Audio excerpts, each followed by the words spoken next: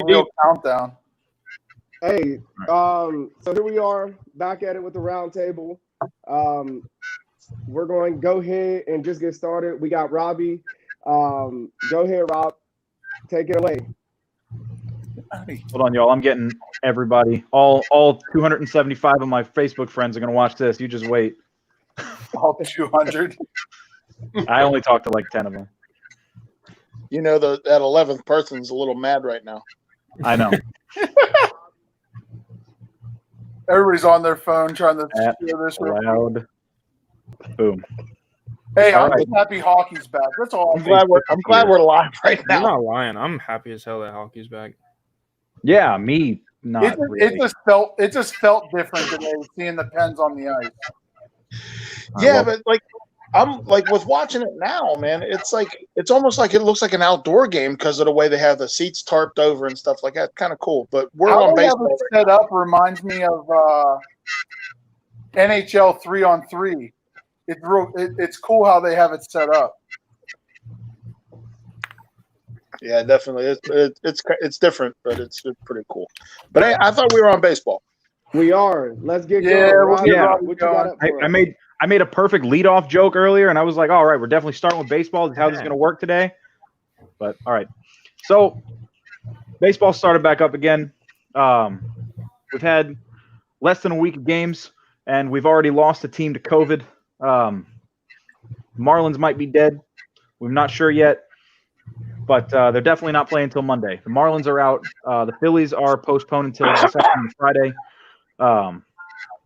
Yankees-Phillies games have been postponed due to the Phillies having one COVID-positive test out of a locker room attendant, likely due to the Marlins visiting and taking their visiting locker rooms. Marlins have more players with COVID than without right now, so that's something to keep an eye on. We're going to find out if COVID is a more deadly disease to fish than fin rot, but, you know. So, hey, Robbie, hopefully not. is there a plan for the MLB when it comes to COVID? Like, what has the commissioner said about it, and what's their plans? The commissioner said, and I quote, "The Marlins aren't that good anyway. We can do without them." Rob didn't say Manfred said that. It wouldn't surprise me if Manfred said that. I mean, he might as well have said that. They don't have any sort of plan for it. Even Dr. Fauci up and said, they don't have to shut down the sport yet. But the Marlins are postponed for almost a week. They're going to have to take all sorts of tests and figure out how they're going to fill a roster, which is unusual or not unusual rather, but it's unfortunate because they have the major league leader in batting average right now through 3 games. Miguel wouldn't start on any other team in baseball. Rojas is batting 700 right now through 10 at-bats. So, good for him. He's actually making a career for himself. If the season ended today, it'd be the best year of his career. Jesus. Robbie just spent 5 minutes just roasting the Marlins. I mean, I don't enjoy roasting the Marlins. They're just, fish are just so easy to cook. I mean, they're just not good. They haven't been good. They're I don't know. I love Jeter and I love Mattingly. I have since I was a kid. Don Mattingly was the first baseball player to look at me sternly when I asked for an autograph and not actually give it to me, so that was a cool experience. Oh my God! Wow. Jeter was the That's second, terrible. actually, believe it or not, so there might be a trend there. Were you wearing a Red Sox shirt? No, hell no, never. I would never even bet that. I've never even lost a bet to have to wear a Red Sox shirt. I have gone through a Taco Bell drive-through in my underpants and grabbed an ice cream cone by the ice cream as a lost bet before I would wear a Red Sox jersey. I've done it and I'll do it again, and I will never put on a Red Sox jersey, shirt, hat, pants, socks, underpants for any reason. That's your birthday's coming in. That's awesome. But anyway, yeah. Robbie's new loudmouth logo is a Red Sox jersey. Cool. Great. I have talked myself into that one. Me and my loud mouth. No, but a couple of notes on the state of the league before that in terms of actual baseball instead of illness and disease and famine. There was not a single team that either swept or got swept in the opening weekend, so that's interesting. The best record in Major League Baseball was 2-1. The worst record in Major League Baseball was 1-2. And the Dodgers and Giants split a 4-game series because they just can't. They can't help themselves. But you know, the likely teams you would expect to ended up finishing 1 and 2. The Marlins, the Orioles, the teams that are so far from contention that they can't even find it with a telescope. Nelson Cruz had maybe the biggest game ever by an old person. He put up. Robbie just got offended, or Rob just got offended. Yeah, no, Nelson Cruz practically cashing in his AARP card now. He's 40. He went 4 for 5 earlier in the week. 4 for 5, 2 doubles, 2 home runs, 7 runs batted in. He's leading Major League Baseball with 10 RBI. I thought I'd do a fun little segment called "If the Season Ended Today, These Are Your Award Winners." All I did was MVP and Cy Young Award because, I mean, yeah, the Marlins are going to start asking people off the streets to play ball for them in the next couple of weeks. So there's your Rookie of the Year. You and Damer are game. There you go. I know, Damien. They could use a 6'6" center third pitch person. But no, in the National League for their MVP right now is Miguel Rojas, assuming he gets to play more than 3 games. Unfortunately, if he does play more than 3 games, he's probably not going to win MVP. Going to the Cy Young Award winner for today, it's Kyle Hendricks out of Chicago. He had the season's first complete game, first shutout, maybe the only complete game shutout. I don't see a whole lot of managers letting their pitchers go for too many innings this season, but Kyle Hendricks that's like unheard of. I know. Managers are just so afraid to let their guys throw now. But they don't really care about Hendricks all that much, so they just let him go. And he had a great game. Must have been down because they're so adamant about pitch counts anymore. Kyle Hendricks is one of the he's very Greg Maddoxy in that way that he'll keep his pitch count down. He doesn't strike out too many dudes. I mean, he had 9 strikeouts in this one, but he only gave up 3 hits and he didn't walk a soul. And if you want to keep your pitch count down, the way you do it is by not walking people. Yeah. He's with the Cubs, right? Yeah. Yes. And I think the only reason I say that is because David Ross, who was the catcher, he was a World Series on that team as a champion. He knows the pressure of what it's like to be a player. So I think that's the one advantage of having somebody right out the box to know that, okay, that's his best friend, that's his pitcher. He talked for years. So to have him understand what the pressure is for him, I think that's great. It's going to be pretty cool to watch David Ross interact with some of his pitches this year because he did actually catch them as a professional, as recently as a season or 2 ago. So he's got a better idea of how long these guys can go than just about anybody else. I mean, even other ex-pro catcher managers like Mike Scioscia, Mike Matheny, 10 other guys named Mike. For some reason, every manager that was a catcher is named Mike or Joe. They don't have that same they don't have that same rapport with their pitchers. They didn't actually catch them in a game. So it's going to be interesting to see how the Cubs manage their pitchers this year. Maybe we will see a lot more innings out of their guys. But as of right now, Kyle Hendricks is the National League Cy Young Award winner. In the American League, it's going to be Shane, not Justin's brother, Bieber. He only threw 6 innings. He threw with no runs allowed, only allowed 4 hits and a walk, but he struck out 14 guys. Yeah, and anybody who's played MLB The Show knows that it's even hard to strike out 14 dudes in 6 innings on beginner. So he had himself a nice game. AL MVP, it's pretty easy. The old, elderly, very old Nelson Cruz. He's still got his 3 homers and 10 RBI. That puts him on pace for 162 home runs. And hang on, quick math. 3.33. 540 runs batted in over the course of a full season because, naturally these dudes keep up their paces over the course of an entire season. We all know that that's exactly the case. Tommy Pham right now for San Diego, he's already stolen 4 bases in 3 games. He's leading Major League Baseball, and he's on pace for 216 over the course of a full 162 games. So these are guys to keep your eye on for the record books, just in case we get to squeeze in an extra 100 games this season. Hey, on a baseball note, the Pirates are up 2-0 in the bottom of the 5th. Are they? Eric Holland has only given up 1 hit. Who are they playing? Brewers. Oh. Hey, keep it focused. Hey, that's on track. Nobody cares about the Pirates. They're like the Marlins. So just move on. They're not like the Marlins. They don't all have COVID. No. I apologize to any of my Marlins fan friends that are watching, or any of my teammates from the old Casper Little League Marlins teams that People are actually for some reason might be Marlins fans.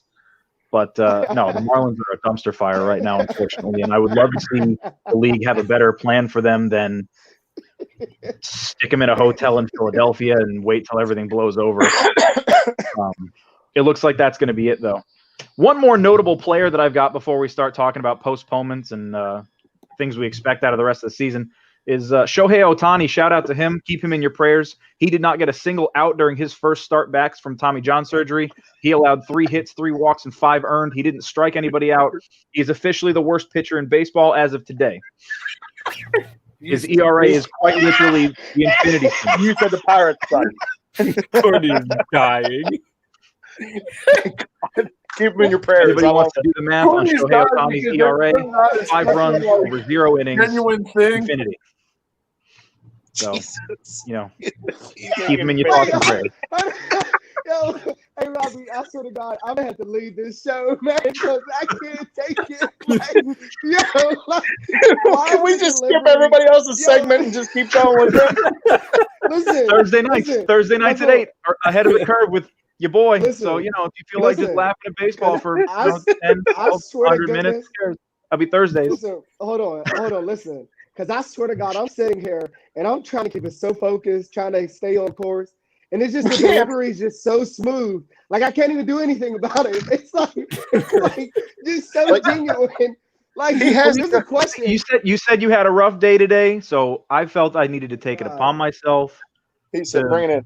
Break your ass. But Caden Mayers said, "Are the Marlins still allowed to play games?" No.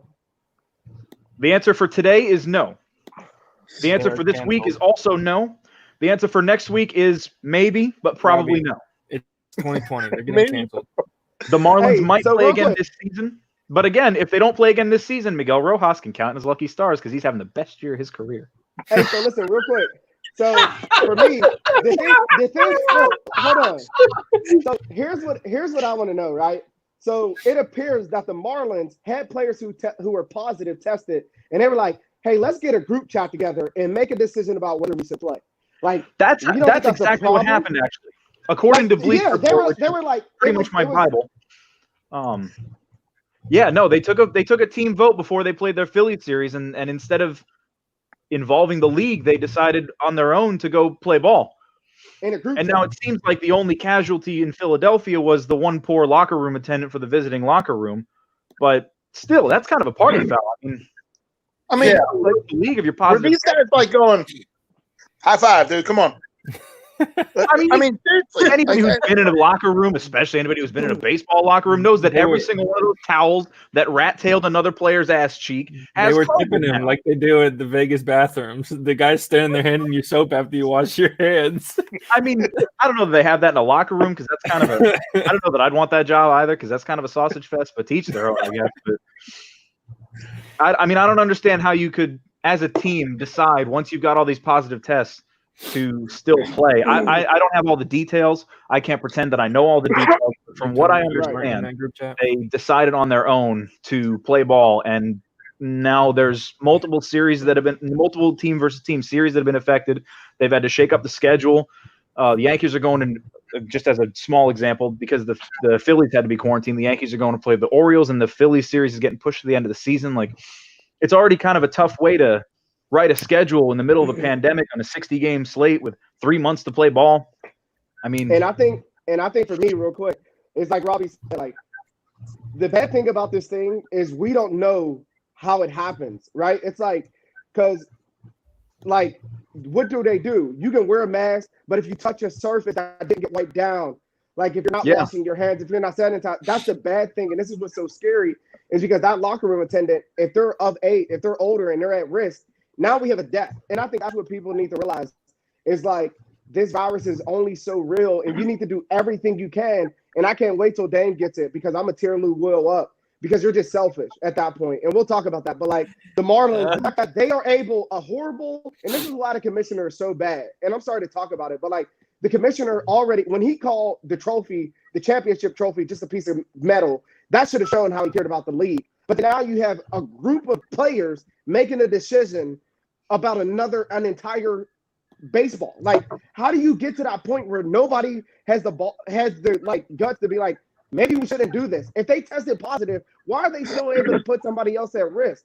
That's just Yeah. selfish. That's just No, so I'm all stupid. for And that's why the I'm all MLB for is a player joke. empowerment in every single sport. I think players should have the power relative to teams in every single sport. But there is a difference between player empowerment and letting players make a decision that could affect the health of another team or organization.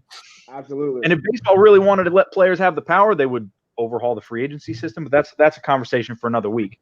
Right. This is not a situation of player empowerment. This is a situation of player endangerment. And if those tests came out before the series, like we think they did, this was a blatant misuse of decision making by the Marlins and an opportunity for baseball ownership, Major League Baseball's front office itself to step in and say, hey, we need to fix this. We need to take care of this. Really interesting is if they investigate that and that's what comes out, I wonder what they're going to hand down as a punishment. They're going to swap the Marlins and their AAA team. They're going to call up the AAA team, say, y'all are the Major League franchise now. The Marlins are in AAA. That's how it's going to run forever. The AAA team might already be better than the Marlins, but let's be real, George. To be honest, we just seen the Astros, the Red Sox both get caught cheating at an advantage that nobody else had. And what did they do? Nothing. They gave everybody a break. They got a slap on the wrist because the bad thing that people don't realize is the season is only 60 games. The general manager and the manager who got suspended the whole year, it's up at the end of the year. That's it. They have no more punishment. No players got in trouble. That's why baseball's a joke. That's why baseball needs to go away because nobody cares. It's America's pastime. And just like the pastime, it should be a cancel culture and get rid of it. Who cares about baseball? Nobody.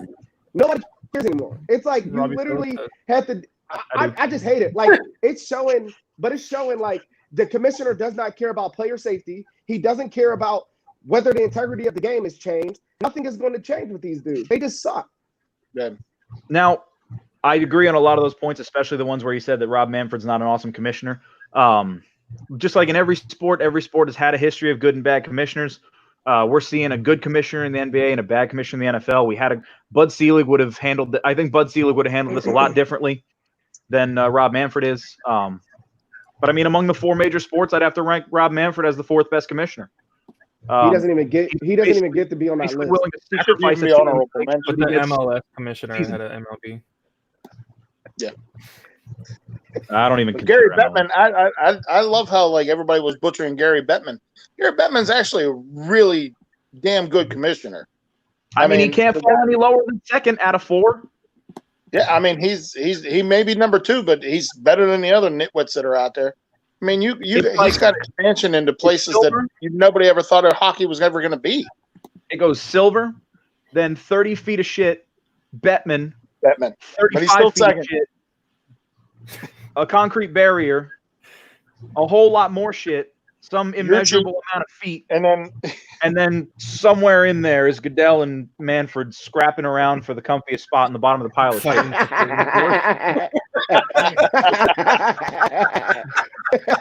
Robbie, can you see the comments? All right, Robbie. So what's next? What else you got planned for us, man? That's all I got. We've had 3 games. Right. You need 3 months for a season. We got 3 games in. So let's go. I got this every single week. Thursday nights, we're going to be talking baseball. 3 games at a time, baby. Let's go. Hey, Did you see the interesting news today? Sorry, Courtney. Didn't mean to. What did you say, Dave? Yeah, about how Patrick Mahomes is now a partial owner of the Royals. I didn't write that down. Yeah, Patrick Mahomes owns the Royals now. He's not the whole owner, but he's a part owner of the Kansas City Royals, which means, I mean, that's kind of interesting because he's worth $500 million. The Royals might be worth $750. I'd like to know exactly how much of a contract it took for him to buy a stake. Probably not much. He probably could have bought it on his rookie contract, frankly. But it's cool to see him getting involved as an owner. That's the kind of player empowerment that I like to see. I like seeing players getting involved, players who have a good head on their shoulders, like obviously not just anybody, but, guys who really understand the ins and outs of the game. Patrick Mahomes, I think, is going to be – Patrick Mahomes, to me, is going to be a generational icon the same way LeBron is. He's already working. Right. Hey, so great job, Dame. That's gonna be our MLB for the week. Tune in Thursday. We're gonna have him. I said Dame. Oh my goodness. Yeah, I'm so sorry. My bad. I'm the old guy. Robbie, I apologize. Next, we're going to move to Rob. So, Rob, give us your session, introduce yourself, let us know about your show, and then go ahead and go off, man. All right, man. I'm Rob. I'm going to be doing a mucking and grinding segment of the Loudmouth Sports Talk Sports Group. We'll do some Pens coverage, a little bit of the playoff coverage. These shows are going to be at 8 o'clock, just like everybody else is looking at the exhibition games we had today. Pens dropped one in overtime. Start off the game, Matt Murray didn't look too hot. Give up, one deflection goal and then one soft goal, which, I mean, he should have had. But then Tristan Jarry come in the second half of the second period, came right in on a Flyers power play, made a couple good saves to start off. It was a great move in overtime by Scott Lawton to just flip it up lazily over top of him to win it in overtime. But I was reading another outlet that said that the Pens were lethargic and flat today. I strongly disagree. They come out flying, for the most part, that second line especially, with Malkin, Rust, and Zucker. That line is going to be probably their highest scoring line throughout this little playoff series with the Canadians, which starts at 8 o'clock on Saturday. There's other games going to be going on this weekend also. The Rangers and Hurricanes, Panthers, Islanders, Jets, Flames, Blackhawks, and Oilers, and then to top it off with the Pens and Habs.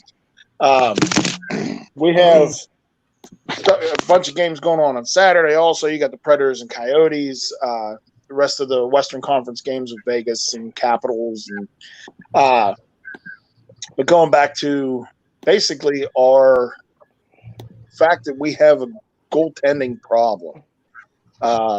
Obviously, Sully's going to go with Matt Murray because that's his boy. It's been his boy since the 2016 playoffs. But today, just watching Jarry moving, the confidence level that it looks like he has, and the lack of confidence that Matt Murray has in himself, you could see it just in posture and stuff. That there's a difference in the way they carry themselves when they're actually out there on the ice. Jarry's, I think his lateral movements are 1,000 times better than Matt Murray's. The power play looked a little stagnant. I think they're still trying to get used to, how they're going to set it up with, Malkin and Crosby and everything. But these things, I mean, these guys were off for the last couple months. I mean, it's going to take a day or two for them to get back in the swing. Plus, playing Philly's not a bad team. They've actually grown with a lot of younger guys and stuff like that. They're a good team. So they're no slouch. Let's put it this way. Plus, they finished ahead of the Pens in the standings too. So, you guys have any questions or anything like that you want to fire at me? Yeah. So for me, I think the biggest thing I want to know is so coming up with the Canadians, right? I mean, with Murray, with Leash, because we kind of talked about it a little bit last week, but do you feel like that gives the Flyer, because obviously we should take care of the Canadians, right?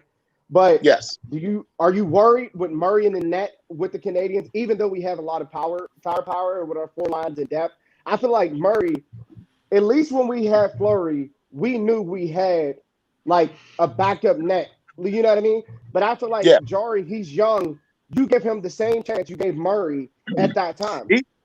He's only a year younger, so it's not really a whole age aspect of it. I still look at it about as playoff experience. Well, even that, these guys, they're professional athletes. They should still. I think it boils down to confidence. If you're not confident as a goaltender, even Fleury went through this when he was a Penguin early in his career. The confidence wasn't there. That's why they had, signed decent backups. But against Montreal, if they stick with Matt Murray, it may end up being like it was in 91, 92, where you had to win games 7-5. When Tom Barrasso was in net. I know some of you guys weren't even thought of yet, but when the Penguins won back-to-back cups in 91 and 92, they had to win games, 7-5, 8-0. It was a different league then, I understand, but as I'm watching the replay of Matt Murray just getting lambasted right there. That was pretty bad, actually. The fact that it's the defense, like the ice even today was kind of like choppy. There was a lot of snow on the ice. It definitely was. The ice still hasn't really set yet. Watching the Toronto Montreal exhibition game now, it looks the same. It's not real good ice right now. But hopefully by Saturday it should be good to go for these guys. I mean, game one is at let's see who's playing it. 4:00 is the first game. It looks like maybe at Scotiabank Arena up in Toronto. But yeah, I don't know. Like the power play is going to be a huge selling point because you figure Shea Weber is going to be logging a ton of ice time, and is he going to be logging ice time against Crosby's line, or is he going to be going up against Malkin's line? I mean, like their defensive core with Carl Alsner opting out, it hurt them because Carl Alsner is a decent defenseman, he's serviceable. I mean, and he's a veteran defenseman, but I mean that hurts them big time. You know, so I mean, Chris Moore, he said, I start Murray, but wouldn't be married to it. I really like Jari. Now, again, absolutely, it'd be a short leash. How short? Because it's easy to say like. Well, let's put it this way: say if the Montreal wins game one, just throwing this out there, if Montreal wins game one 3-1, and that third goal is an empty netter, and Murray makes like 27 saves. I go to him in game two, but if he starts out the same way, like if they're losing, I yank him and Jari's in. You know what I mean? Because you got it's best of 5. You got to win 3. You know what I mean? You have no choice, but you have to go with the best option available. Right. And here's the thing: if it's 3-0 and halfway through the first period, sorry, Jari's in, Murray's done. I mean, and the good thing is they have all 4, like Jari, Murray, DeSmith, and Emil Larmy are all 4 goaltenders in camp up there in Toronto. They got a couple other young guys out there, but goaltending, like I mean, it's obviously going to be Murray and Jari no matter what. But I mean, you saw what in 2017, Jeff Zakoff had to come in and win game 1 against the Rangers. Like it takes that whole roster has to be ready. They have to be ready to go, and they have to be basically no pun, like balls to the wall, ready to go. Man, they have to be ready.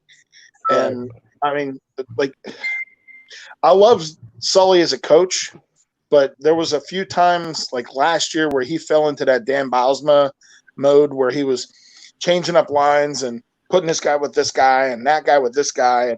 And it started messing with the chemistry and the flow of things. And then he stopped and he went back. And then they started on another roll going into the playoffs. Now, I don't want to hear Getzel, Crosby, Malkin, Sherry. I want to hear a dark horse. Who do you look to have a big series? Like Jason Zucker. Jason Zucker. Patrick Marleau. I mean, Patrick Marleau's been in the league 20 years. He hasn't won a cup yet. I mean, shout out to my boy Patrick Marleau. And he looked real like he had some good wheels going today. He looked good playing with McCann and Hornquist. I think this may be everybody wants to buy out Jack Johnson, but unfortunately, this might be the time where Hornquist might be the guy that goes in the offseason because today he looked a little slow. He looked a little out of sorts. Looked a little out of place. It just Horny's been dinged up too, right? Yeah, they're all healthy though. Everybody's healthy except Dominic Simone and Nick Bukestad. Okay. Dominic Simone he'll be out for another 6 months. Nick Bukestad had spinal surgery and he will be out another 3 to 4 months. So I mean, those guys are RFAs. I don't think they're going to come back anyway. But I do like the fact that, like Sam Poulin is like the future, he's like the future of this franchise. I mean, he's a big kid. You don't think McCann? I really think McCann, man, he's something special. He was really hot before we broke up with him. Yeah, I mean, the kid's a good player, but But I honestly feel that Sam Poulin and Nathan Legare are going to be your Crosby and Malkin of the future. They're What about two. McCann? Where do you think he falls in? Who? McCann. Jared McCann? Oh, he's going to be like your Jordan Stahl. He's going to get you 20 goals a year. He's going to be always a third line center. And I've always been a fan of Teddy Bluger. I always thought Teddy Bluger should be playing top line minutes because in the World Championships, he was playing with Leon Draisaitl, best player in the freaking league. I mean, why is this kid playing fourth line, checking line minutes when he was scoring goals? It was him, Dominic Simone, and freaking Leon Draisaitl on a line, and they were scoring at will. Like, why is this kid playing fourth line minutes? I don't get it. I mean, he's got good speed, he's got good hands, but he just doesn't get the top line minutes. So far, everything with COVID seems pretty good with the NHL right now, correct? Over 4,200 tests since the end of June. 0 positive tests. What? 0. Over 4,200. So the Miami Marlins must have stayed away from everybody heading north of the border. So and so far they had another thing today was like over 900 test results just came back and they were all ready to go, like all negative. And it's amazing. Yep.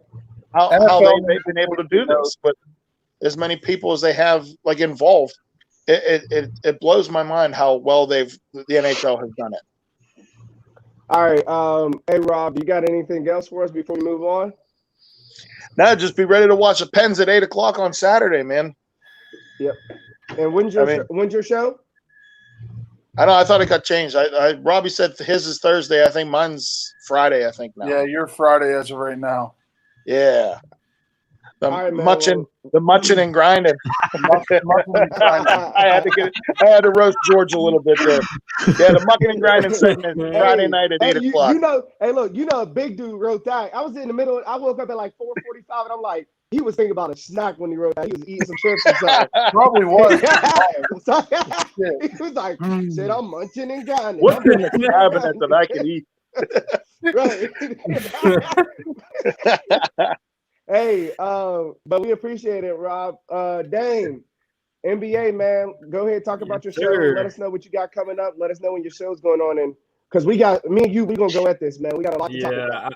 Tell us about that dirty bubble. My intro. I'm gonna let you go off for a little bit, but I'm Damien, just NBA head. Show is gonna be Monday nights at 8:00. I'm gonna try to. What's the show name? What's the show name? Every time it's Dame Calls Game. Thank you to my namesake of Damian Lillard. It's really just gonna be a breakdown and recap of previous games that have been played through the week. The week prior, I should say, and then a preview of the games that are coming that week until the next show. I'm just going to break them down, talk about big things that happened and what's going on around the league. Just because it's so important in today's day, coronavirus in the NBA. As of last heard, which I believe was July 13th, of all the tests that were handed out and taken, there were 0 confirmed positive tests.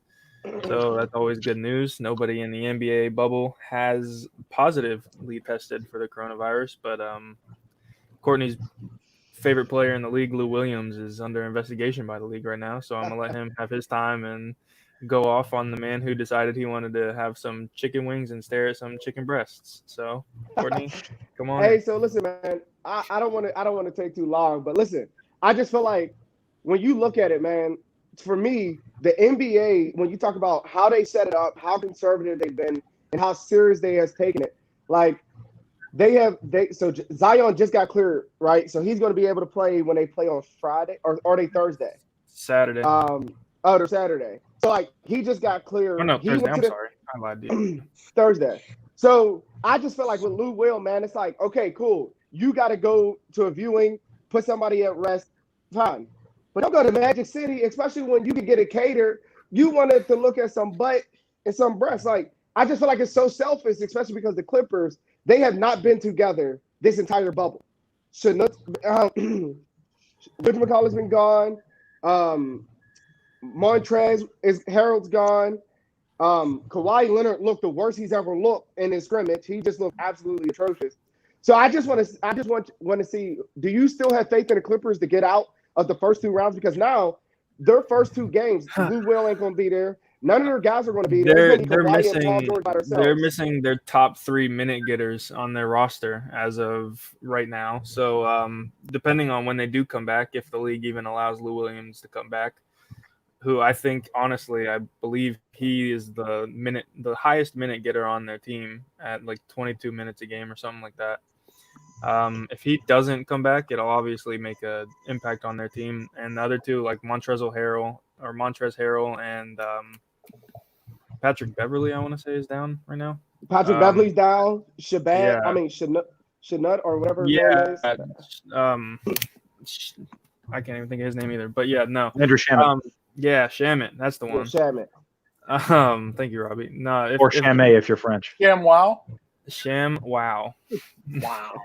No, but if they don't come back, it'll obviously make a big difference for the Clippers, and I think it'll be bad for them. It'll be detrimental for sure. Because as much as I would like to say Kawhi can carry a team, I don't think he could carry it if he literally has 0 help. Obviously, he still has Paul George, but Paul George in the playoffs isn't really well renowned for taking a team to the title. Yeah, playoff T was kind of a complimentary piece. You did come in and say that Zion was cleared, so he is returning to practice as of today, and he did.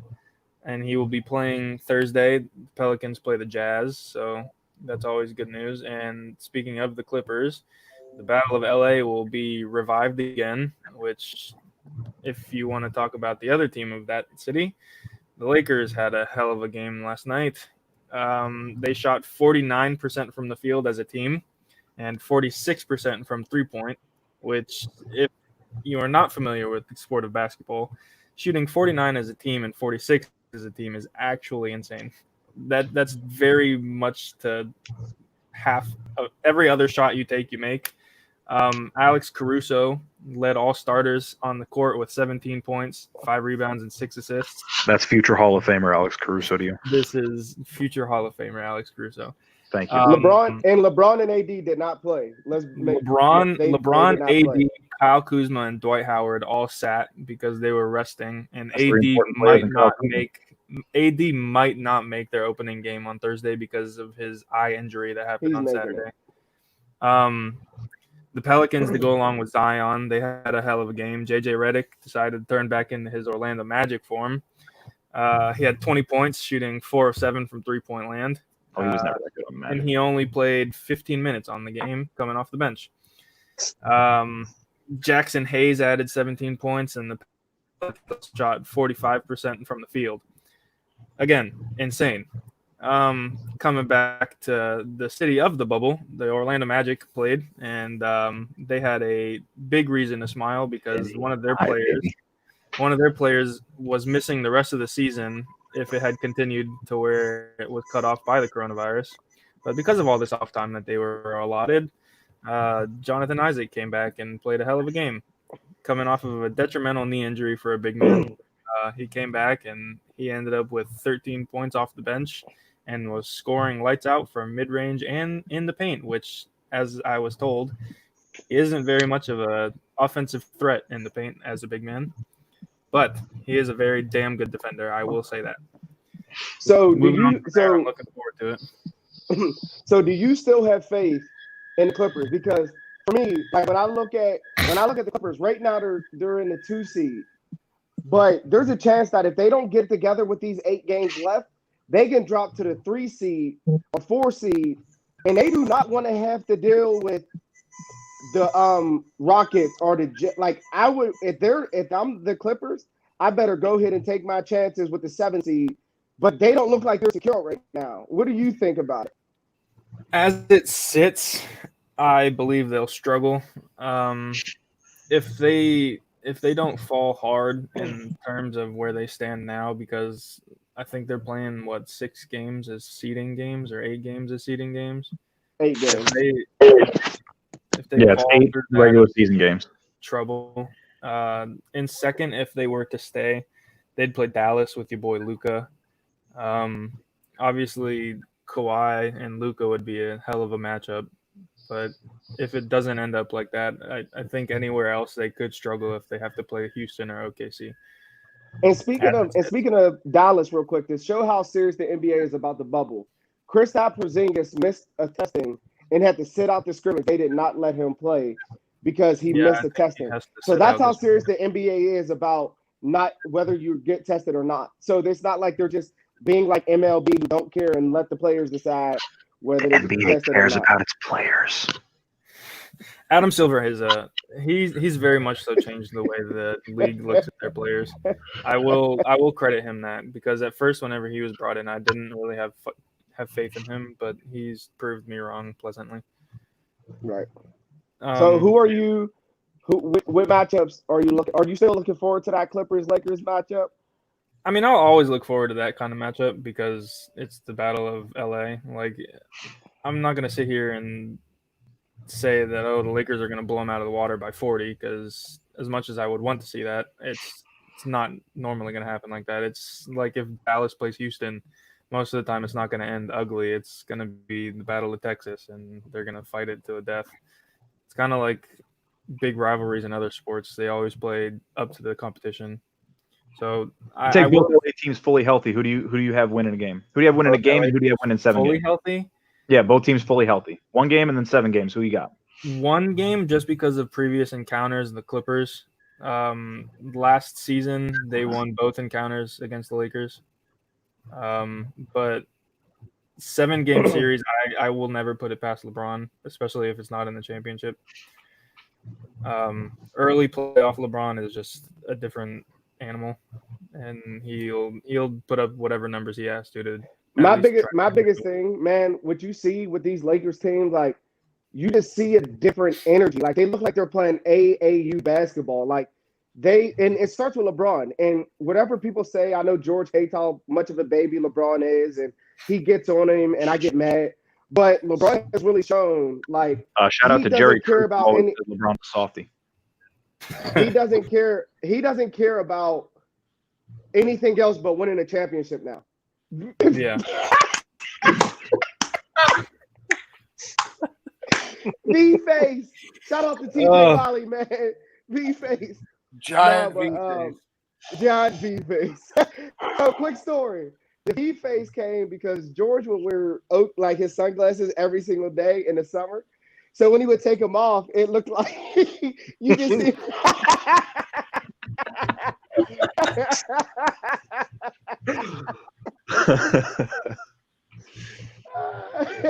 And we would that was our code to make fun of certain individuals on the football field. Yeah, absolutely. So I just think LeBron, man, like, he's bought all in, and honestly, playoff LeBron with AD is just, I don't see anybody stopping him, especially because you got Dion Waiters, you got J.R. Smith, Kyle Kuzma, Dwight Howard, JaVale McGee, the best MVP, the future Hall of Famer. Yeah, he's right healthy. Now, physically, LeBron is in like the best shape he's been in a while. Like, if they would have played, to think about. He was actually trying on defense for the first time in 10 years this year. He would have been tired out by the time playoffs came around. But you give him a 3-month break. We're gonna see mid-20s LeBron out there. Calling back to what I was saying last week about how J.R. Smith was going to let me down this season. Thank you for bringing that up to remind me. J.R. Smith actually had a hell of a game last night. He ended up with 20 points off the bench. He shot 6 of 7 attempts from 3, and that was making 6 out of 7 shots. And Dion Waiters actually came off the bench to tally up 18 points, 3 rebounds, and 6 assists. So, as much as I kind of crushed them last week saying that they were going to be streaky as hell like always, the first game that I've seen them, J.R. Smith has actually shut me up. All right. Hey, Dan, you got anything else for us, man?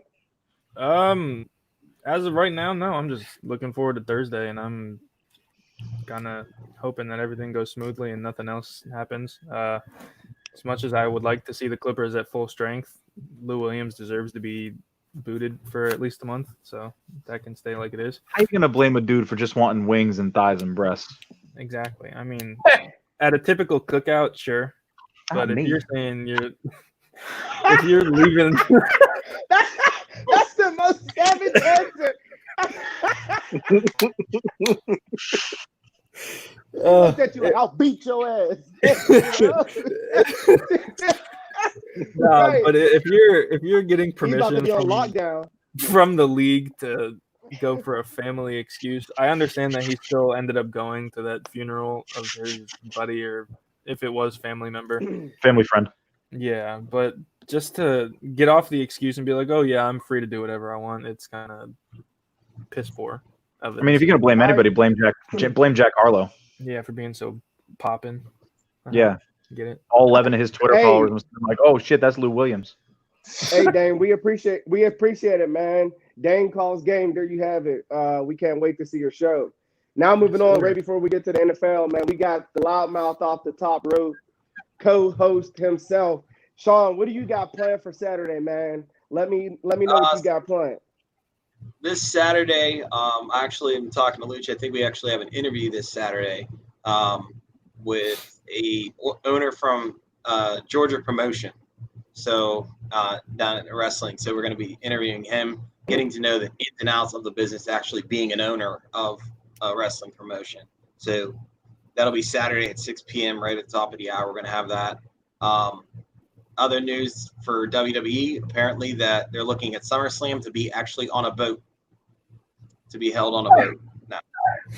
So Fight boat. first it was a boat. So Like somebody's getting choke slammed off the boat. Who's getting Like choke people slammed will be off? thrown into Just the like shark they had infested money water. in the bank Off on the Titan top boat. Off the top deck. They got thrown off the roof. Apparently, there's a second roof on that towers in Connecticut, but whatever. So it's supposed to be on a boat this year. AEW is pretty much in line with NXT and the ratings war.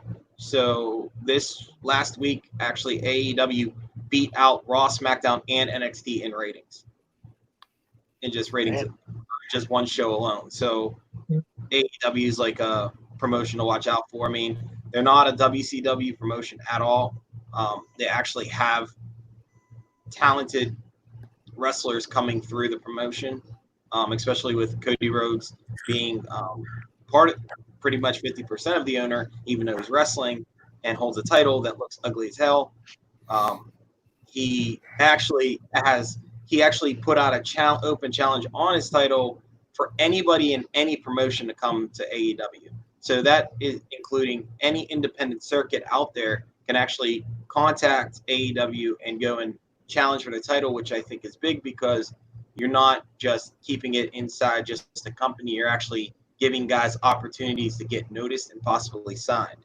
So that's like a really big for AEW, which WWE does not do.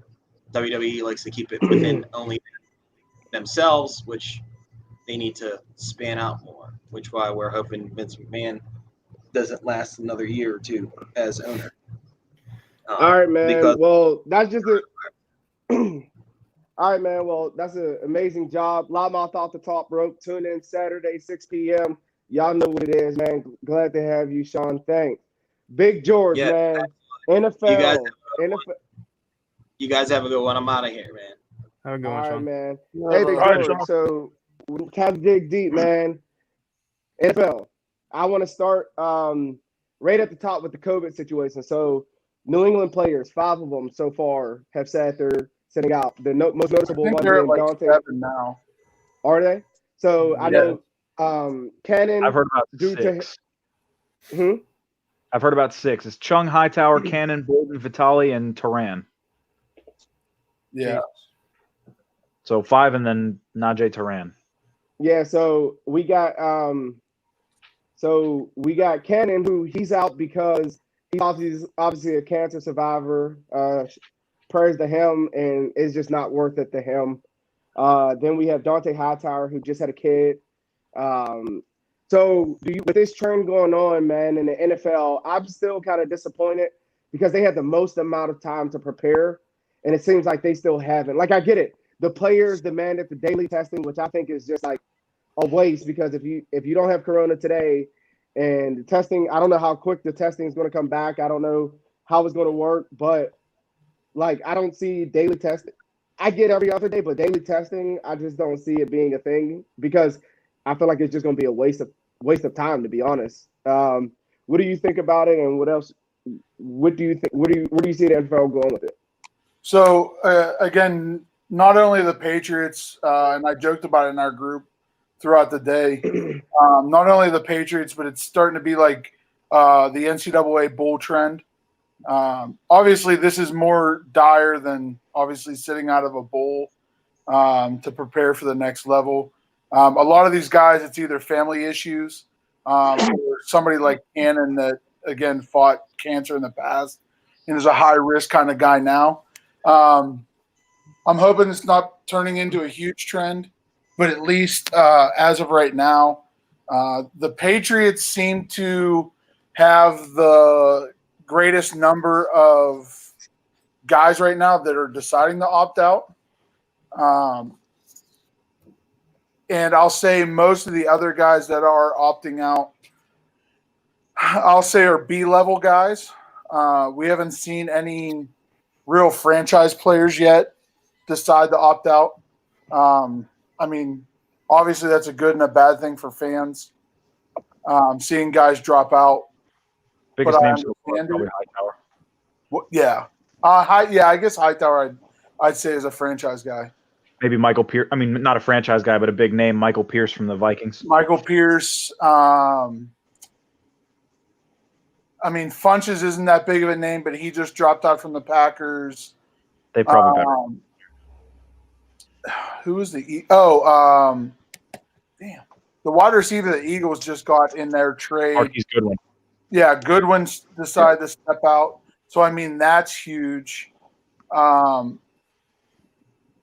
Again, I understand it. It also doesn't help that not until I believe last week has the NFL actually put a real safety protocol in place, especially for we just figured out the testing now. They still have a lot to figure out for players to be safe and comfortable in that safety. That was the biggest thing for a lot of the players was they don't have anything set in stone yet outside of the daily testing, which again, like Courtney said, I feel is a little much. Not only you taking, and again, I'm all about safety, but you're also taking those tests out of the public to use.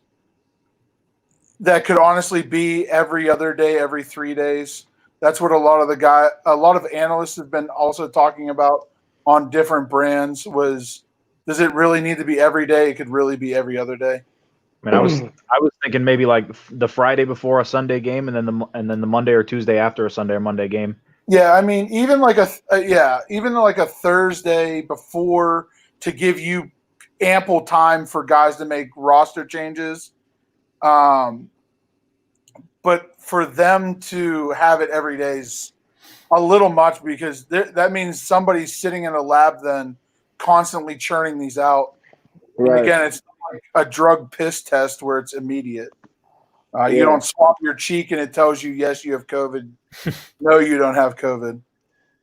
And again, going back to the Patriots, now that, again, we've said 6 guys have decided to opt out for this year, the bullshit rumor of the year is now starting of tank for Trevor.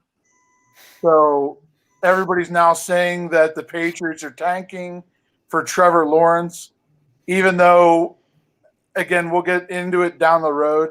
I still think there is other quarterbacks that I'd rather have over Trevor Lawrence.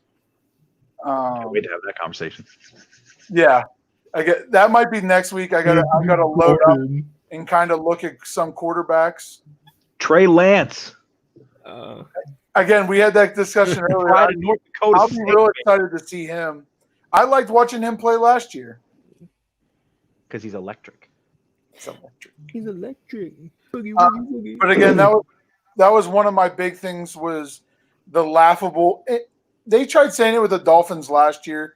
I hate that whole rumor of tanking, especially in the NFL.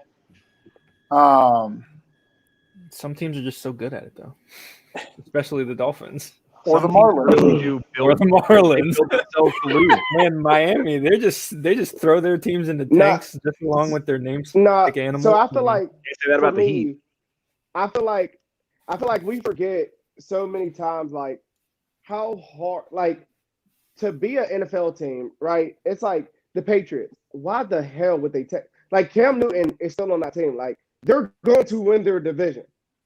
And that's what's so No, funny. Like, I mean it's not a lock to win their division. Give me Buffalo. okay, listen. Give me Buffalo. Okay, listen. Josh Allen is the fucking quarterback of the Buffalo Bills. Exactly. I do not have any confidence and any faith in him. I also have white Cam confidence in Newton. their defense and their run game. Which makes him a poor man's Cam Newton. Nah, Okay. he's just Not as even good.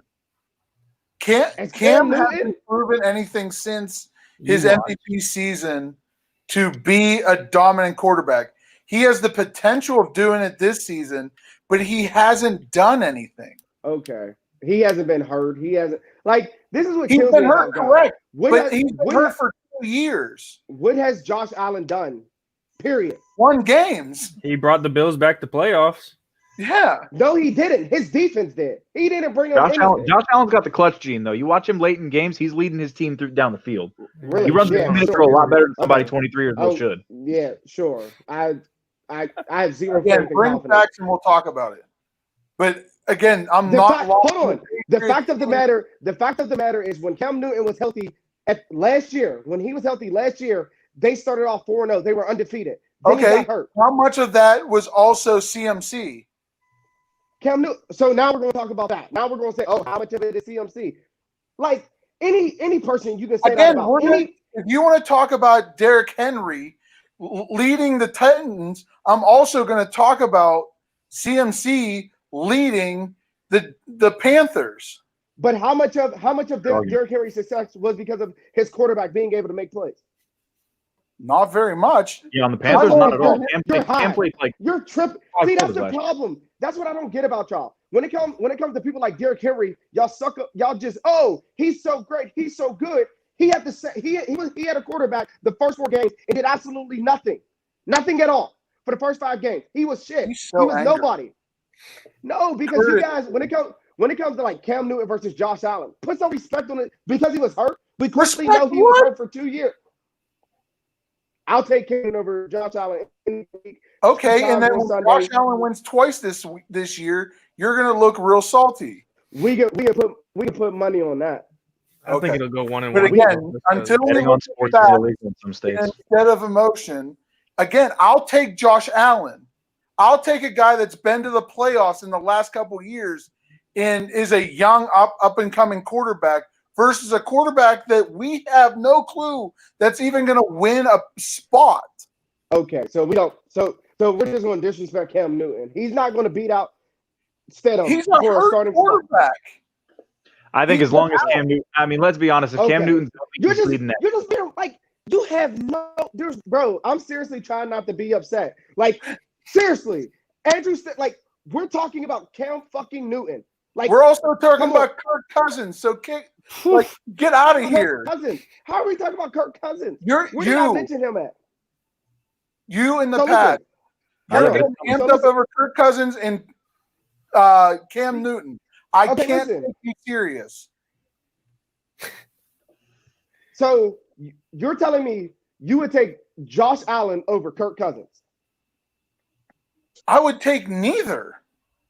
But I'm telling you, in the case of Josh Allen and Cam Newton, I'll take the quarterback that has been in the same system year after year in producing. Versus a quarterback what has he produced? He does. He's a manager. He doesn't win games. I'll take a manager every day. Hold on. No, because you look at the Pittsburgh game. Pittsburgh literally. Hold on. That's all I need. Okay, but Cam Newton. You act like being a manager is a bad thing. It's not. Being a manager versus win me ball games kind of is a difference because Josh. For what it's prime worth. example.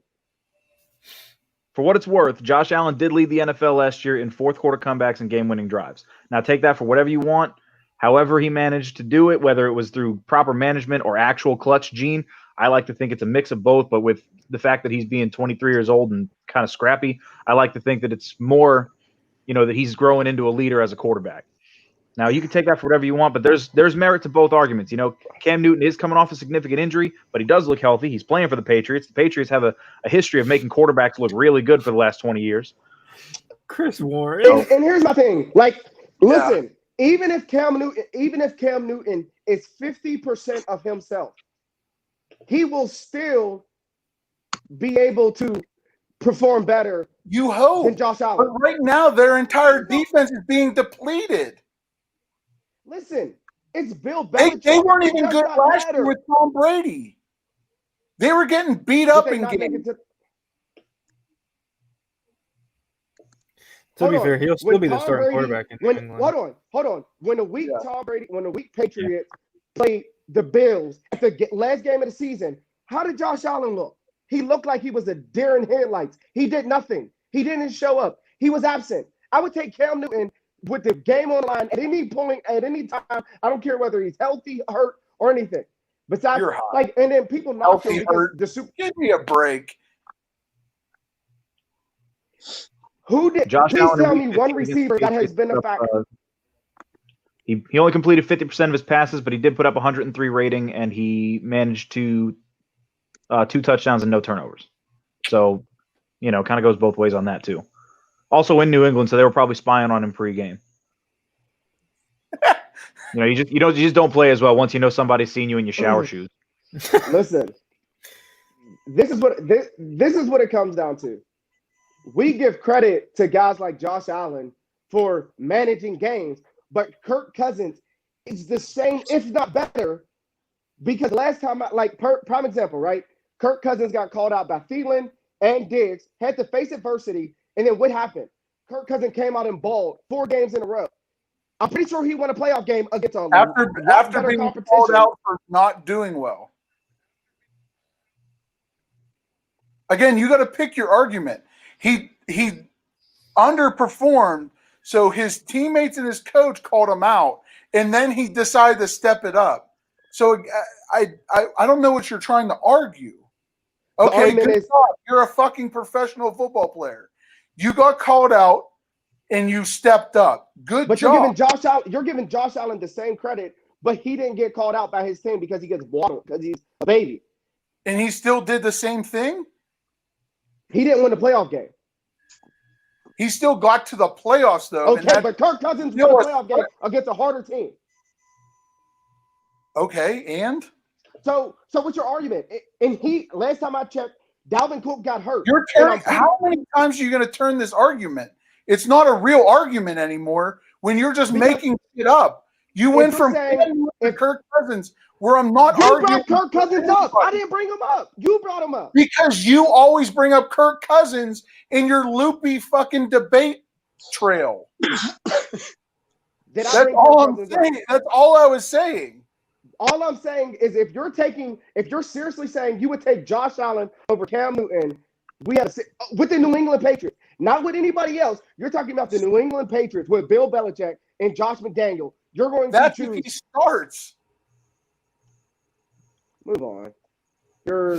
So now he's not going to start over Drew Stidham, who was average to subpar at all. I don't even know what nothing is. I don't even know where the fuck he went to school.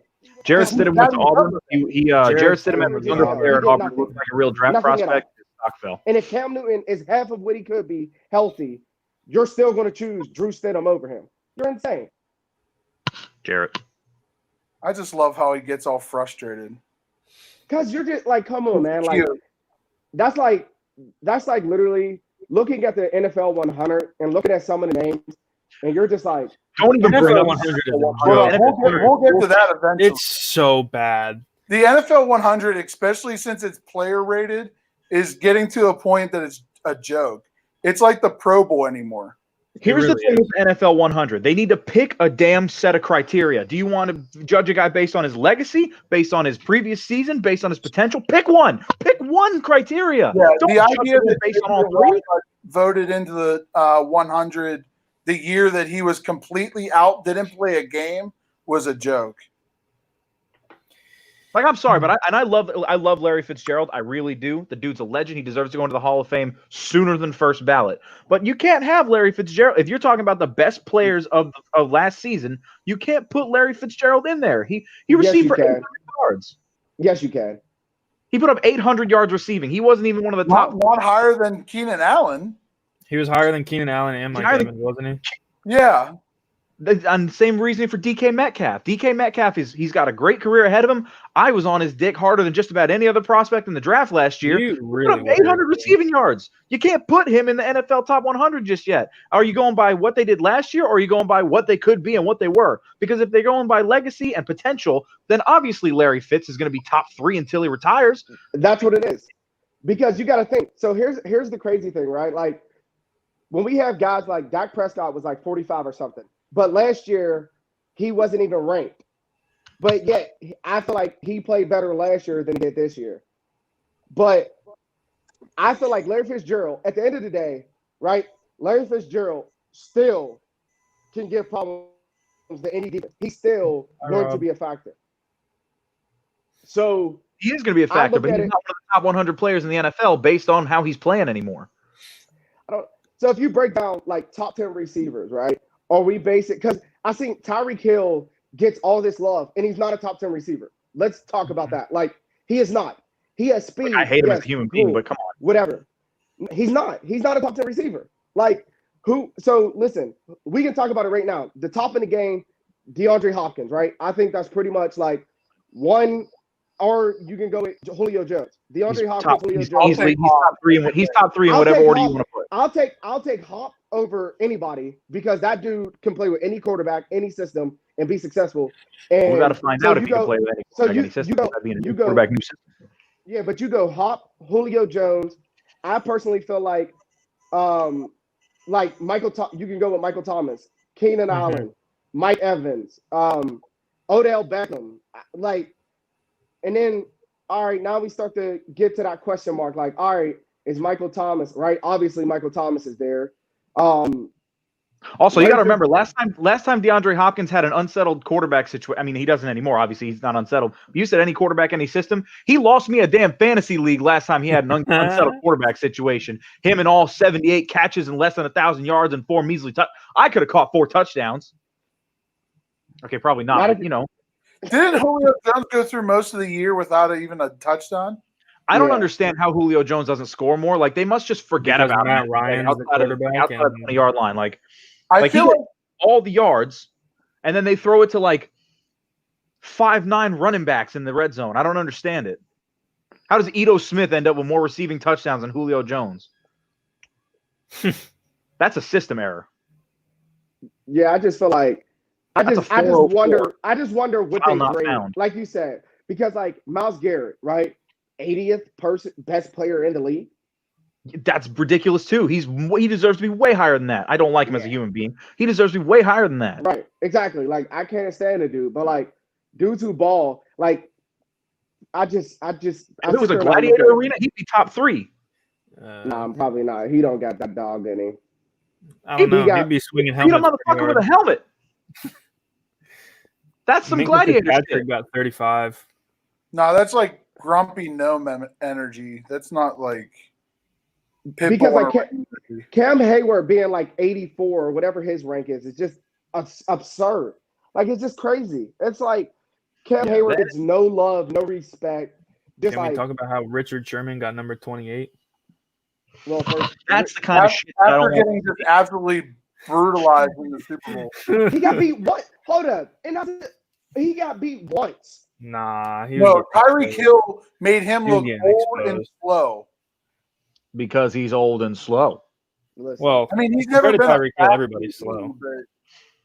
Except I don't understand how you can't say Tyreek Hill's not a top 10 receiver. Like personal warts. Like if you want to say top 10 receiver, all encompassing, like on and off field, yeah, he's probably like worse than the NFL. You don't do what he does off the field and be a good player in that case.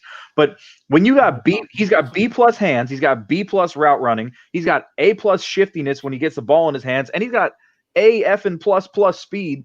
How else do you build a top 10 receiver? Okay, so tell me. So we got D-Hop, Julio, Odell, Keenan Allen, Mike Evans, Michael Thomas, Devontae Adams. Is he better than any of those 7? Right? Like, definitely no. I would not take him definitely Hang over on, go those back guys. through that list again. Go back through that list again. Julio, DeAndre Hopkins, Mike Evans, Mike Thomas, Keenan Allen, Devontae Adams, I said Michael Thomas already. You forgot Odell this time around. Odell. Is he better than any of those guys? I mean, I want to see Odell perform this year. Odell, obviously he's still a talented receiver. I'm not willing to drop him just yet, but I want to see him. Odell Beckham is a top 10 receiver, bro. Come on. I'd not say that he's not. I'm just saying. Right. I'm saying he has dropped a tier from top 4 in the NFL to the next tier, and that's the same tier that Tyreek Hill is in. Odell, Tyreek, Mike Evans, and Keenan Allen. That's the middle tier to me. No, Odell's top tier. Stop disrespecting him. Odell is top tier. We need to be. Oh my goodness! If you watch games from Cleveland last year, Odell Beckham is open almost any play that he played in the game, and he didn't get thrown the ball. So you're saying Odell is better than Devontae Adams?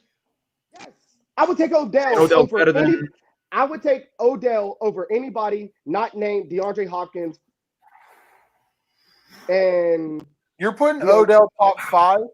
Yeah. He says he's putting Odell top 3. Wow. I'm putting Odell top. Wow.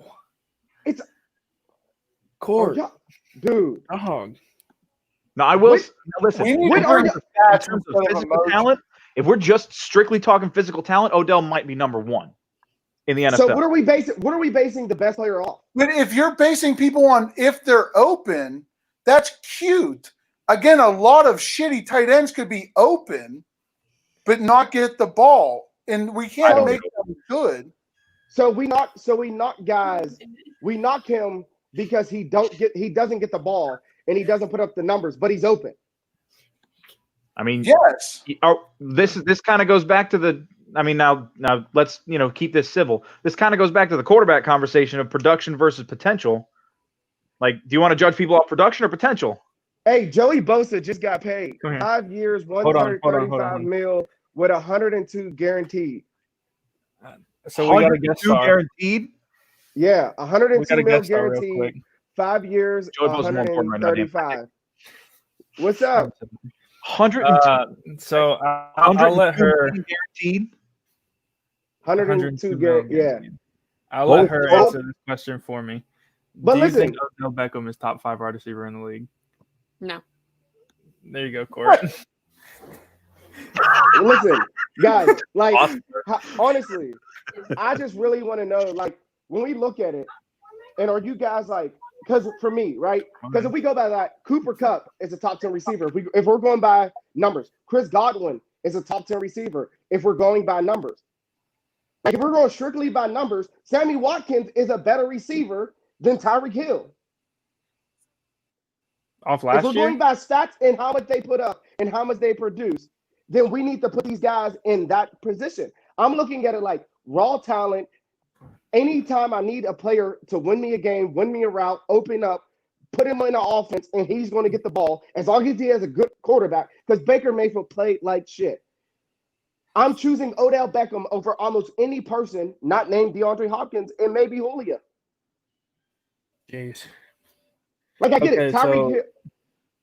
What's up? Off last year, Sammy Watkins had 52 receptions for 673 yards. Tyreek Hill had 58 receptions, so 6 more receptions, and he went for 200 more yards at 860. So, I mean, I guess they're just about the same off of last year, but... And again, yes, you go off of production, and unfortunately, at the wide receiver spot, you are at the mercy of your quarterback. Is Philip Rivers a Hall of Famer? No. Huh? Is Philip Rivers a Hall of Famer? Nope. No. Not to me. Nope. No, he's cute with numbers, but that's about it. Yeah, like, if you got to be like, nah. Nah. Is Eli Possibly not. to you guys? Hell no. Nope. You don't get Eli's 2 years to. Eli's longevity has fucked him more than anything else. Agreed. Yeah, like you don't get to have 2 wins. I mean, 2 playoff two playoff runs of greatness, but 16, 17 years of subpar 8-8. You're above your average, and you're winning as much as you're losing. Like you don't deserve to be in the Hall of Fame. Just His because of overall Super Bowl might run. get him in, but that's about it. Yeah, but I just feel like that's ridiculous. But like Eli's not a Hall of Famer. Yes, he won 2 Super Bowls. He had the greatest runs with the 2 Giants. But other than that, for 15 other years, he was average as hell, and he played every game. So it wasn't like he was hurt. He just was there every day, just showing up and being average. Like I don't think he's all. Well, he also had shit around him too. But Now outside of Odell, he didn't have much to work with. Yep. Odell came really late, though. To be fair. Yeah. I mean, if his receivers at the point of the peak of his career, if they weren't so freaking injury prone, they would have been a lot better. Because Victor Cruz was not bad. It was just injuries plagued him. Yeah. But we got to I don't know. Maybe I'm just like super biased. Like I'm looking at it to where like what I is feel going like on with the? if you're getting for Odell Beckham last year, the Pittsburgh versus Cleveland game, he could not be watched. Baker Mayfield just didn't give him the ball. Like I'm not going to fold him for being wide open, and a quarterback just not even giving him the ball. Like just I don't deserve. Like whatever, screw you. Like we got to be honest. Like what do we see in a top 10? Or a top 5? Like is this like I feel like it's all around. Can you line up? Would you trust your cornerback 1-on-1 against Odell Beckham and be able to contain him for a whole game? No. Hell to the no.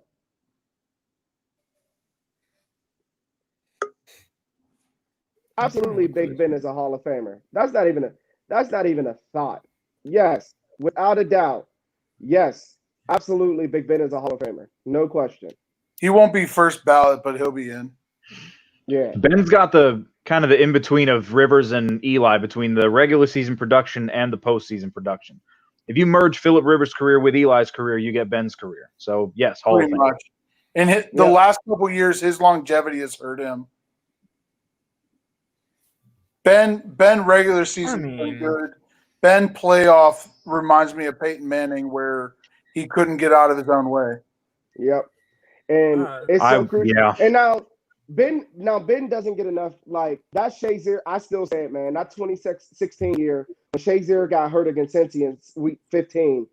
If we don't lose Shazier, we win a Super Bowl. Like we were clicking on. How many years in a row was the only big piece missing out of the Steelers defense a linebacker who could do everything? Yep. And then now that we got it, Big Ben goes down, which is just crazy. But that's like Can someone that's explain like to me why the Steelers didn't do more at the quarterback position this offseason? Why do we still have Mason Rudolph as the primary backup? Because I feel like Mason Rudolph has what we look at. Offensive line play last year. Me and George talk about this. When your offensive line plays that bad, like losing Mike Munchak, they were departed. It was definitely awful. down from years past. They weren't like bottom 5 in the NFL as an offensive line, but they were definitely worse than years past. No, I would put. I don't know, George. Like me and you talked about it was a combination. So the offensive line wasn't the worst in the NFL, but they were definitely mid-pack, and for the Steelers, that's bad. Yeah. And if you're going to play a subpar quarterback and a second subpar quarterback whose best attribute is his duck calling, then you need a top 5 O-line. You can't be a middle of the pack O-line. I'll be shocked as shit if Duck makes the roster this year. Yeah. They didn't go and get anybody at the quarterback position. Well, they got Paxton Lynch. I think he has a big future. Like he's still young. Have a good night, Chris. If by big future you mean like he's 6'7" and he's always going to be big for his whole future. He'll be a career backup, but he's better than Duck. Duck doesn't have an arm. Yeah. We saw that real quick and real scary real quick in the Chargers. Would you say that he throws ducks? You're a fucking asshole. No, he shoots them, Robbie. But we saw that in the Chargers game. He has no energy in his arm. Yep. Paxton and Mason. Again, people give Mason Rudolph a real bad name, but before he got mollywopped by Earl Thomas, he was having a decent first-year backup quarterback season.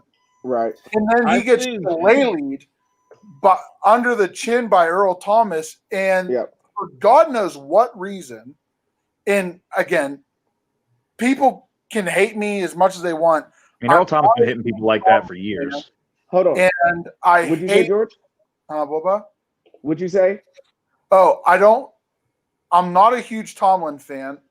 Even though the defense did better last year, he took too long to be a defensive guru and put his touch on things. Yep. And also how he manages the game, I'm not a fan of. Right. Because between him and Big Ben's butt buddy, Finkner.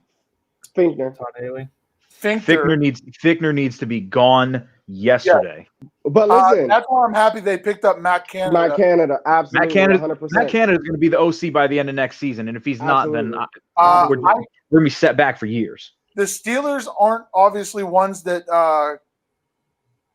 cut coaches, but I could see them pulling the reins away from him because they've already talked about Matt Canada putting his stamp in the offensive playroom.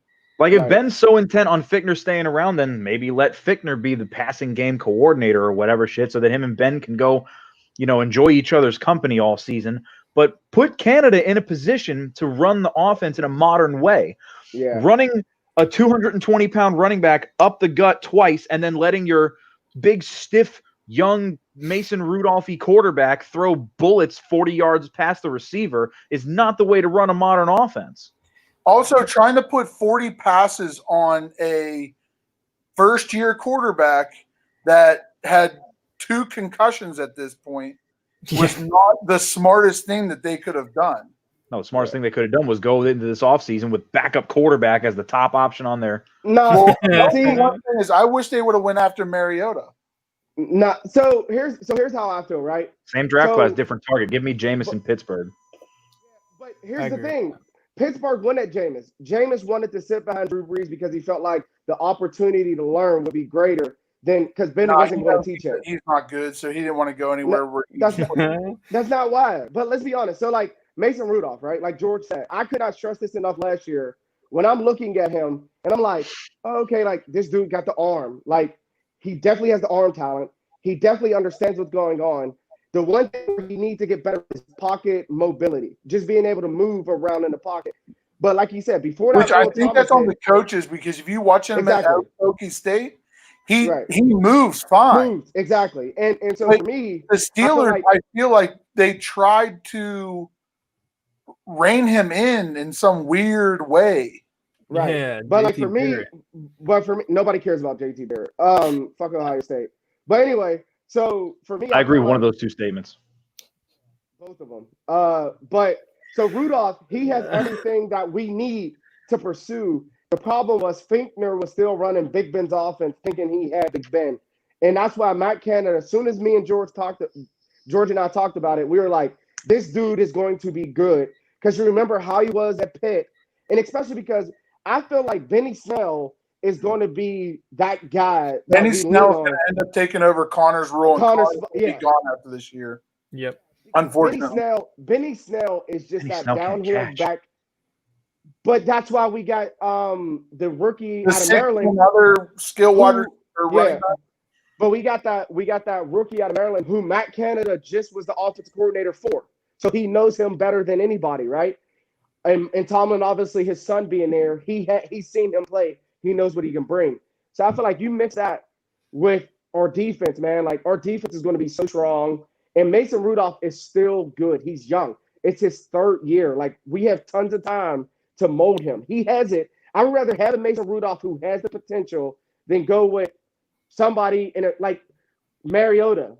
Screw him. Like, I mean, George is big on him because he's an Oregon guy, but like, I like him better than Paxton Lynch and other guys we have on our roster. When you're a team built for today, The Steelers are not a team built for tomorrow. Their defense is built for the next 5, 8, 10 years. But when you're a team trying to win right now, your backup quarterback position can't be just a third-round kid who's got good arm talent and a good head on his shoulders when it's not getting whacked off by a damn helmet.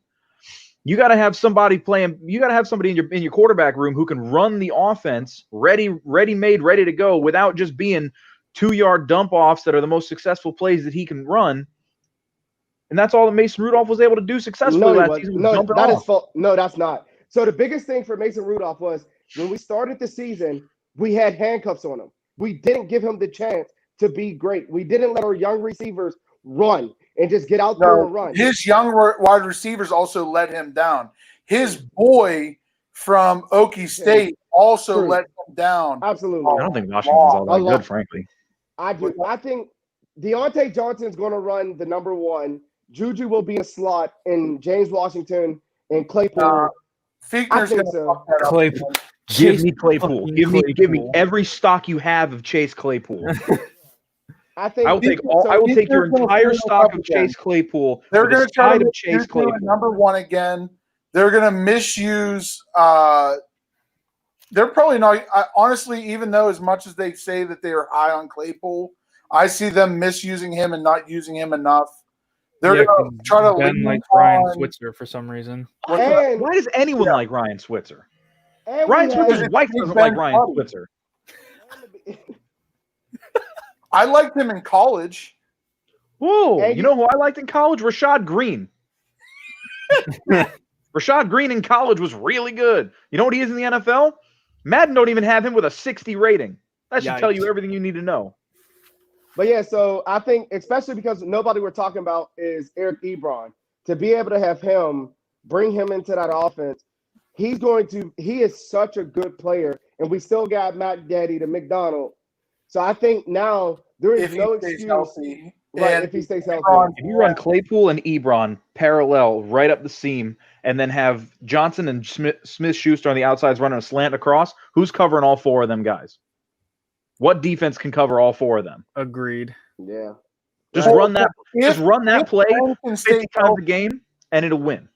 If Ben can stay healthy and he wants to run his no-huddle spread offense, I get excited.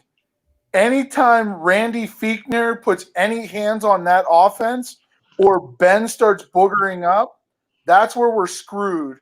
Because Randy Fichtner, Tomlin, and the Rooneys will stick with Big Ben until he dies on the field. And now we have Cap Rooney from Any Given Sunday just stinking up the yard because they're afraid of hurting Big Ben's feelings. Maybe that's the whole reason Ben wanted Fichtner installed as the OC is because he knew that Fichtner was a shitty OC. And a shitty play caller and a shitty coach. So Ben can tinker. So they would let Ben just run the offense. Because Fichtner's too much of a beta bitch to take anything from Ben. And Ben has – honestly, when Ben ran the offense, it ran a lot better than when Fichtner ran the offense. Even when Todd Haley was there. Yeah. When Ben was healthy in, obviously, 18, whenever we went spread no huddle like 5 wide was the best that offense did. Whenever we decided to try to run the ball not so much run the ball, but allowed the sideline to call the game, that's when shit got real fucky. Well, we also be really fun to watch this year is 5 wide with Deontay, Washington, Juju, Ebron, and Claypool. But a defense doesn't help the offense. Yes, whenever you're a shitty offensive coordinator, the defense doesn't call your plays for you. Nah, but a lot of those games, and it also didn't help in 18 when Boswell missed every game when it kicked to give us the lead. I still but the idea that Ben also tried making too many plays and got into this weird Brett Favre mentality. But this is the mentality when you have a defense who is not going to stop anybody, you have to score points. You have to dive by your quarterback's arm. Yeah, so control the ball. Don't get all fucking gunslingy Brett Favre and fuck things up. I mean, when you're turning the ball over like in the Jaguars game as much as he did, What are Every you going to comment do about other than bend the That defense Jags over and defense let was the so Jags good, fuck though. them? I mean, that doesn't help. I think this year is going to be a good test because Ben's got the weapons, he's got the health, and he's got the defense. If the Steelers can't win with this team this year, Ben it's looks kind of good, time for an too. overhaul. Ben's in very much great shape. And him and Deontay Johnson are apparently working out together this offseason. to They've get been chemistry. working out. Ben owns like an entire farm. And like I've told Five Robbie animals. 20 times, Deontay Johnson will be Antonio Brown 2.0 if he gets used I hope so. correctly. He's been working out with AB. As long as he doesn't pull his off field shit, we're good. Yeah. And again, for me, I feel like we have to understand, like, I'm telling you, Rudolph, I seen it. Like, I was watching it and I'm looking and I'm like, okay, man, like, this dude can throw the deep ball. He has command. He knows what's going on. It's just when you have a subpar ass offensive line and you really have no threat at running back, it's hard for a young guy to be successful. Well, James Conner was actually doing well in the run game, but he got hurt. But he got hurt. And again, I continue to go back to Randy Fichtner, just like Robbie alluded to. Randy Fichtner didn't know the difference between his ass or a hole in the ground. And anytime, like, again, you can't tell me that this motherfucker knew what the hell he was doing when you have Duck and you have Rudolph, two first-year quarterbacks, and you're trying to throw these dudes 30-plus passes a game, and you don't do anything. Like, it goes back, I forget what game it was the Chargers game. Duck was in. They pounded the rock. Granted, the defense also looked stellar that game, but you pounded the rock and you controlled the game. Then they tried airing the ball out, and I don't know why. Only reason we lost that game was because of that missed false start call on the Chargers. Yeah. But then they started that's the most notable reason. Gimmicky shit like the Wildcat. And instead of having Jalen Samuels. Damien, how angry did the Wildcat make me last season? I'll let it go just to give it the Wildcat. Running the Wildcat with Jalen Samuels last season made calm me down. like. You guys are all talking at the same time. Calm down. Angry. I was like slap a puppy angry about the Wildcat last season. That was awful. I hate poorly run. Teams run the Wildcat. There's players you can do it with. Jalen Samuels is not one of them. Jalen Samuels played 3 positions in college. He played running back and tight end, and he played linebacker. Played running back, tight end, and wide receiver. None of those is quarterback. Right. So let's play him at quarterback? No. Try him at O-line before you try him at quarterback. Please, for the love of God, don't play him at one position. Don't disrespect the O-line. I got one more question before I get off. What's up? Even with our 5 quarterbacks on the 75-man roster, if the chance comes to us, what do you guys feel about taking Justin Fields in the draft if it came to us? If it came to us, I'd say it's a stupid decision not to. Yeah. Nah, I disagree. We have to be a top 5 pick. But I'd prefer Trey Lance. I mean, you say we'd have to be a top 5 pick, but Lamar Jackson fell to 32 as well. So even if we're at like 18, Justin Fields is more of a pocket quarterback. Well, yeah, but Justin Fields is also higher praised.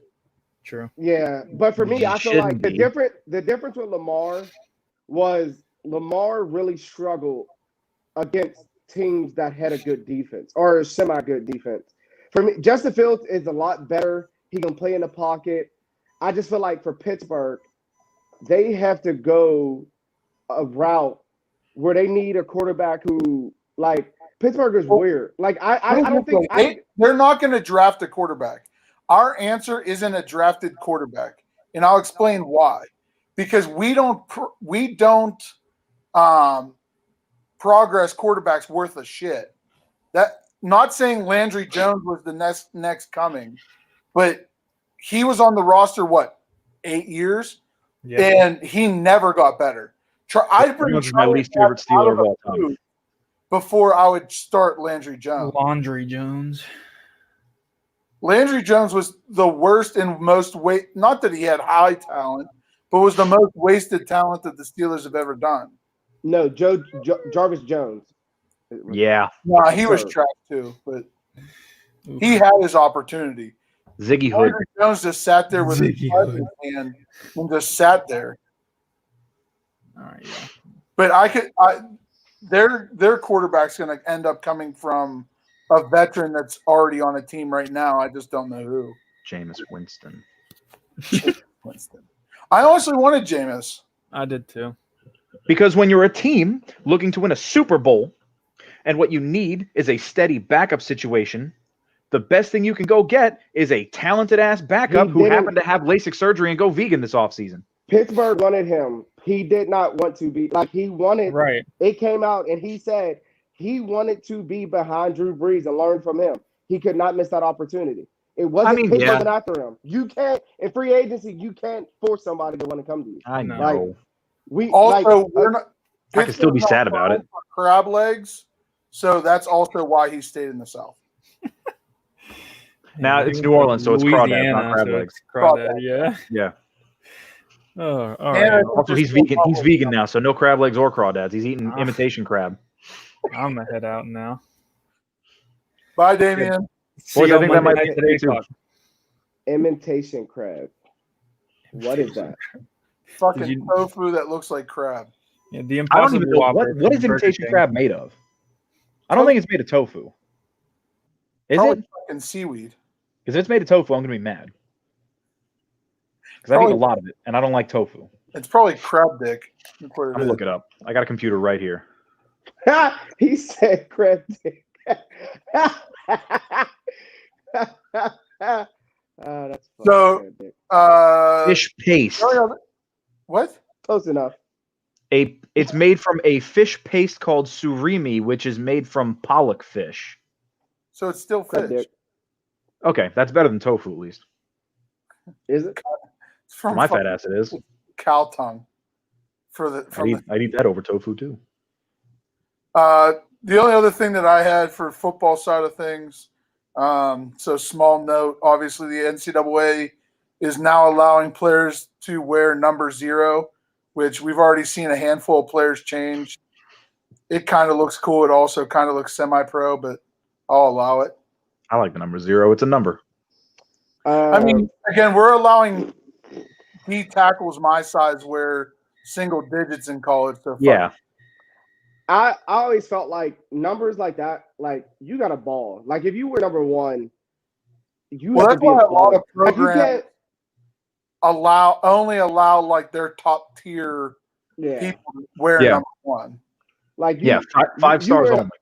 Yeah, like you wear a number like that, like dude, you better be a star. Like number 0, like dude from UCF. I think that was the thing you put up. Like you better just dominate the whole year. Or else I mean, he is a stud defensive tackle. So I mean, yeah, but he's a DT wearing 0.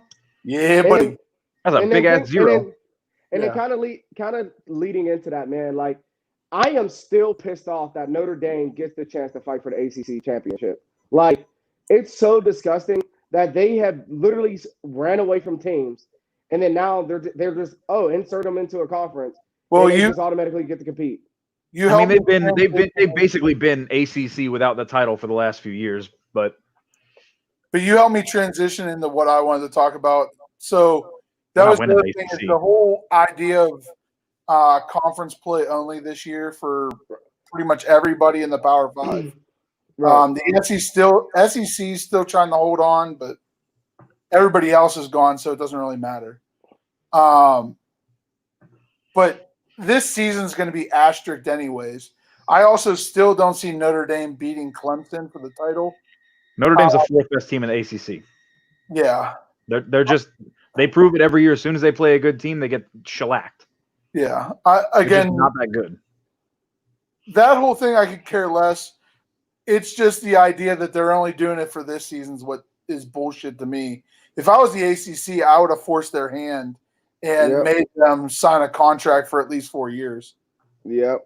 But like good old Mel and Ronnie say, money on the line too. Like Mel and Ronnie say, Notre Dame messing with NBC, you ain't gonna win. Right. You ain't gonna win. Shout out obviously along the lines of conference only play. A lot of the lower levels are suspending till at least 2021, which for college, it's not as bad I shouldn't say in my opinion, it's not that bad. It's going to be a brutal spring for a lot of these ADs trying to figure all this shit out. Having all their sports basically play between January and June. Yeah. That's going to be pretty brutal. Again, or that was the other thing I was talking about, the conference only play. Obviously, you have the pro con of it. Pro of it is at least you stay in conference and have games, I guess. The con is just the idea that you lose a lot of good matchups. Ohio State, Oregon was supposed to play this year.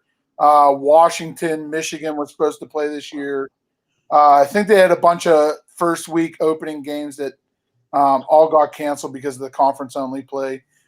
I guess it's going to make it safer. These kids still have to travel. I mean, Penn State still plays like Indiana, so you still got to get on a plane. So that's weird, but I guess you're not crossing the country. I don't know. Well, for me, I just feel like at the end of the day, and we talked about it earlier when we talked about baseball and everything else. Like, you can't contain this virus. Like, you don't know how to, right? So it's like no matter what you do, keeping it in conference, it makes it better because you're not traveling across like far states.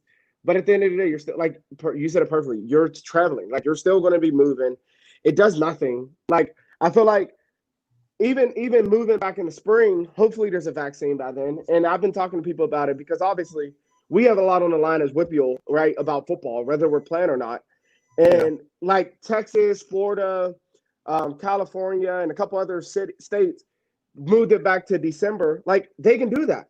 They can do that because it's hot. It's perfect. For us, it's you like, can't do that in Washington. Right. You can't do that in Washington. You can't do that in Pennsylvania. You can't do that in Ohio. You can't do that in areas.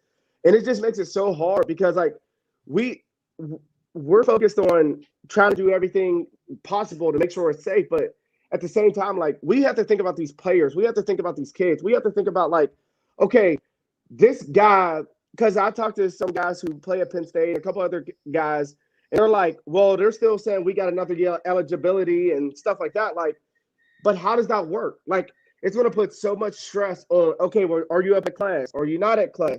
Are you sitting this year out? Are you graduating early? Are you going to be able to get that eligibility year back? Are you still going to be on scholarship? Are you not going to be on scholarship? Do they honor your scholarship? Like, there's so many factors played and all this, but at the same time, at what point does your health become the number one concern? And so it's going to be interesting. The other thing, too, especially at the high school level, is the multi-sport athletes. Yeah. Come spring, they're going to have to choose. Yeah. Are they a basketball player, a football player, or a baseball player? Yep. And for a lot of these kids where, again, depending on where they're at, all three of those sports could determine if they get to go to the next level or get out. Right. That's going to be the real weird thing. College, I don't see it as big of a deal because I know a lot of the campuses that are pushing this spring already said they're honoring the scholarships. Yeah.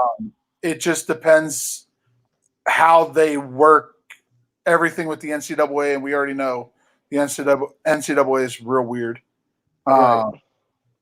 That would be my only thing is like as a college athlete, I wouldn't worry as much.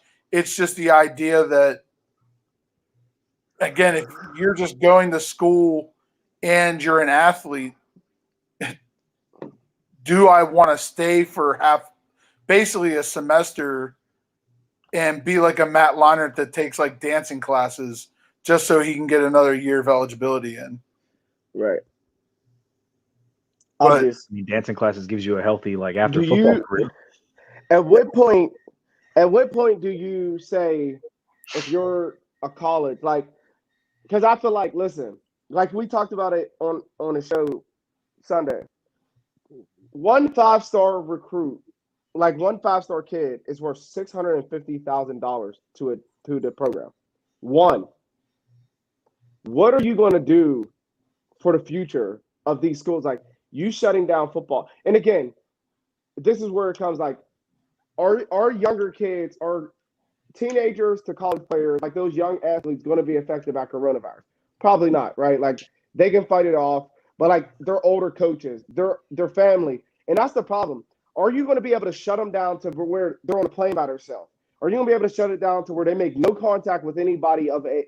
No, you're not. How often are they going to get tested? Like there's so many variables to where like with you, I feel like it's a lot easier when you're staying in your city. Like if you're traveling from Penn Hills to North Hills, like directly on a bus. You know what I mean? I feel like you can contain that. You can contain for what happens. the most part, because again, you can still test and vet people. So Right. in that small of a world, yes. And Yeah. again, you helped me transition to my next thing. So I we got you, kind of brother. talked about it earlier. And again, I don't know who it came across, but I saw a notification talking about why hasn't the NFL mainly done a bubble? And we kind of talked it before we jumped in here. It would just be way too difficult for an NFL size group to do a bubble. The only way that you could potentially do a bubble, and again, I kind of started talking about it in our group earlier, is if you bubbled per city. So for the Steelers' sake, you have a hotel right there by the Jesus Christ, UPMC complex where they practice. You could have all guys, again, throughout the year, you have a 53-man roster minus practice squad. So for this year, you get rid of practice squad and you only have the guys that actually play. You quarantine in that hotel. All the staffers are tested, and literally players go from their hotel. Again, this is a job, guys. You're making multi-million dollars. You go from the hotel to the workout facility and back. That's it. You have your handful of restaurants that are vetted down in Southside. Cool. Now, again, it goes to other cities. I don't know how other cities' layouts are. You might have to travel a lot more to have It's those tough. bubbles. The roster size makes it tough. So for me, this is all it comes down to, right? And this is where I think the NFL could have prepared a better job. The NFL has enough money to where, like you said, they can do a bubble to where you stay in a hotel, you stay to practice, right? But they have enough money to have buses transport you to the airport. You can sanitize the buses. You can sanitize everything. You can sanitize the plane. You can go from the practice field, from the hotel to the bus to the airport with no contact to anybody else. They have enough money to protect everybody. Yeah, but the whole thing is the owners aren't going to come out of pocket for that. But this is why I say the NFL is such a grimy, shady ass place because they don't care. The NBA, I get it. The less amount of players, and trust me, I get it. But the commissioner of the NBA wanted the best interest for everybody, and he decided to have this bubble to where it is so strict of movement to everything gets tested, everything is covered. The NHL did the same thing, and I get it. It's hard, especially when you don't have 1-2 cities. But if you do it to where if you're playing a game, if you have a home stadium, you have a hotel next to you, more than likely, you can bubble to where you specifically go, like you said, George, from practice to hotel and have everything you want. You can order, you can cater, but then go from hotel to plane to bus to plane. And that's what it's going to be like, and it's going to suck. But at least you have that integrity to where you can still play football. You can still get it done, and you don't have to worry about everything else. You can shut it down. You can be by yourself. It's going to suck. But like you said, you're making $1 million, cuz. You better suck it the hell up. Well, I think that too, and I feel like, again, we haven't heard word from players, but I feel like players shut that shit down too. And again, funny enough, not that I got like blowback, but I got like pushback from Eric Ebron talking about, I'm going to be away from my family for 6 months. Homie, Right. I've done it. I played arena ball. I left Pittsburgh, went down to Texas. I was there. Granted, I saw my girlfriend at the time, my now wife, once in that 6 months. I saw my parents once because they flew down. Cool, I get it. My man, you're making $12 million, he's making $6 million this year. You're making $6 million for 6 months. You lay up in a hotel It could be the cushiest hotel you pick and That's pick. $1 million a month for everybody not paying attention at home. Yeah. And I just think it's such a good, like I'm telling you, man, like, and of course, like Dr. Fauci, whatever the hell his name is, he came out and said, like, if the entire America wore masks for 2 weeks, every single place you went, the coronavirus, we would hit the peak and we would be able to move on. But you have people who want to be degenerates, whatever, cool.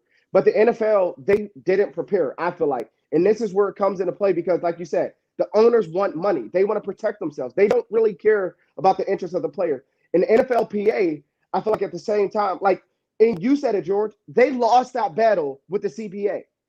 The players lost it. Yeah. They were so worried about not drug testing that they didn't even care about the bottom end players. So why would the NFL owners, when they just robbed the Players Association for the next 10 years, and Goodell he benefited the most, why would he care about lower guys, Joe Schmo? When I feel like if you're the NFL, you're as big as you are, you have enough money, they want to save as much money in daily testing. You're wasting money. You're doing daily testing. You're not getting the result. And then it's like 5% of the league, under 5% of the league have to test negative for you to move to the next level. Like, what the hell? What is that? But they're still able to go home. They're still able to go out. They're still able to go to Magic City and see titties and breasts and chest. And they're still able to do whatever. Like, you're going to do it. You're going to chicken wings. They went for chicken wings, right? Exactly. Well, that's the biggest thing that's like Scouts honor. Again, Pat McAfee talked about it too when we were talking about like the CBA and like the misinformation that we see and stuff like that. Again, I know me as an athlete, and we joked about it Sunday with DJ. Again, guys do some weird things to be able to play. I guarantee whenever they were being I can only imagine that through Zoom calls, they were given different options. And some dudes that either had families or are not homebodies were heard that there was an option that we're all going to be staying in a hotel. You're not allowed to leave the hotel unless it's for practice or an approved event. And people flip the fuck out. Absolutely. And now they're playing. And again, trust me, I get it. It took up until last week, and we talked about it, for them to finalize how many tests they want to do. Yeah. And again, the players also sound, I'm not going to call them selfish because I understand it. I mean, by all means, if I'm dealing with that many people, I want to be safe too. But being tested on a daily basis, I don't know how much these tests are actually costing, but you cut that down to a third and having one test every other day or every 3 days.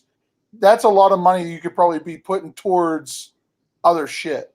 Because it sounds like the NFL are sitting there like the players are like, hey, we want to get daily tested to protect us, but don't put us in a bubble because we still want to be adults and do whatever the hell we want. So it's kind of like compared to the NBA and the NHL where they're like, hey, listen, this is how it's going to go. You can opt out. Well, that's the whole thing too. Is like it's those not going to be held against you. Better relationships with their coaches and their higher ups. And this is the biggest problem. Where like you got guys and you got guys like Jamal Adams, and it was funny because the GM of the New York Jets came out and he said that had zero to do with what he talked about. He said he never offered him he never told him he was going to get a better contract. He never said he was going to get a deal, and I had no part of doing it with Dan Snyder. Because like Romel said, and he kept beating it, like there's something going on in that organization. There's something going on in that organization. But it's just the fact that players they don't realize the power that they have. And they don't understand that without the players, the league is not going to do anything. The NBA has made that perfectly clear, and the NHL has made it perfectly clear. We need our players. We know that the players are valuable. The NBA has said, holy crap, especially like, wow, we need to give these players the opportunity to be successful. The NFL, on the other hand, is like, this is our league. The owners want the most money, and they're going to get the least out of you. Like, they're going to get whatever they can out of you, and if you don't produce, they're not going to pay you because they don't have to. And that's the biggest problem is, like, they're getting taken advantage of, and the players are just being stupid about it, and are not together. They don't have a plan, It's like it's easy for guys who make millions of dollars to be like, yeah, why would we do this? Why would we do that? But these younger guys, like they have to fight for their lives. So they're not even going to think about the safety. They're only going to think about making a paycheck because they have to. And that's why I think they're not being taken care of because like Cannon, he's sitting out and he's making I think if you sit out, you're getting $300,000. $300K. If it's for a reason like medically if you just say I'm just sitting out because I don't think it's safe, like you're getting, I forget what the numbers are, but I just think that is so bad for the NFL, man. Like you got to protect your players. Like prime example is like Alex Smith. Alex Smith, he was good enough to make money, but like now look at his leg, look at everything he dealt with, which is why Dak Prescott, when I'm sitting there and we talked about the Dak Prescott, does he deserve Pat Mahomes' money? Is he better than Pat Mahomes? Is he better than Lamar Jackson? No. But when you're looking at it, he's been in the league for 5 years now. No, it's not a conversation. Because I wasn't around for that, and that's sacrilege. No, but I'm just saying. But the problem is, if you're Dak Prescott and you've been in the league on a contract on a 4th round salary, not making money, and then the chance you get he just made $1.2 million last year, but then you see Zeke Elliott get paid when he still has 3 years left on his contract. You see DeMarcus Lawrence get paid after 1 year of production, and last year he did absolutely nothing. You see Amari Cooper get paid when he took plays off and honestly didn't even care about playing in the 4th quarter when it mattered. You see Jalen Smith get paid off of 1 year. At what point do you sit there and be like, well, what about me? When am I going to get my dues? When I'm playing every single game, I'm there, I'm giving you everything I got. And I think it's crazy. Like if they take care of them 2nd year in, 3rd year in, then we don't have to deal with what's going on with the situation, man. Like I think the NFL, like I just hate how they don't take care of the players, man. I think part of the problem is things like the franchise tag that keep the power in the hands of the owners.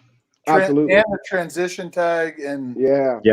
Now they don't, but they don't have both now. Think about the CBA. They have the franchise tag, the transition tag. Yeah, well, they finally. Well, this is the last year for the transition tag. 2021 is when the new CBA takes over. NFL is the only league where kids are looking for the quick buck way out. The owners and that's the only league where you average because they know it. 6 months. Every other sport provides more options worldwide, and that's the bad thing. Is like you would think, like with how like the success rate of the NFL, they're looking for the quick buck, and it's the most chance to be successful. But at the same time, it's like they can just dump you as soon as they don't like. And the NFL also has the least guaranteed money of any league in the NFL, of any league in the world. Exactly. You can sign an NFL contract worth $10 million, but if none of that's guaranteed, you get cut tomorrow and make nothing. Even Patrick Mahomes himself, that $500 million potential, the league, if anything happens, they can cut him off and give him 150 of it and be like, "Hey, man, we're sorry."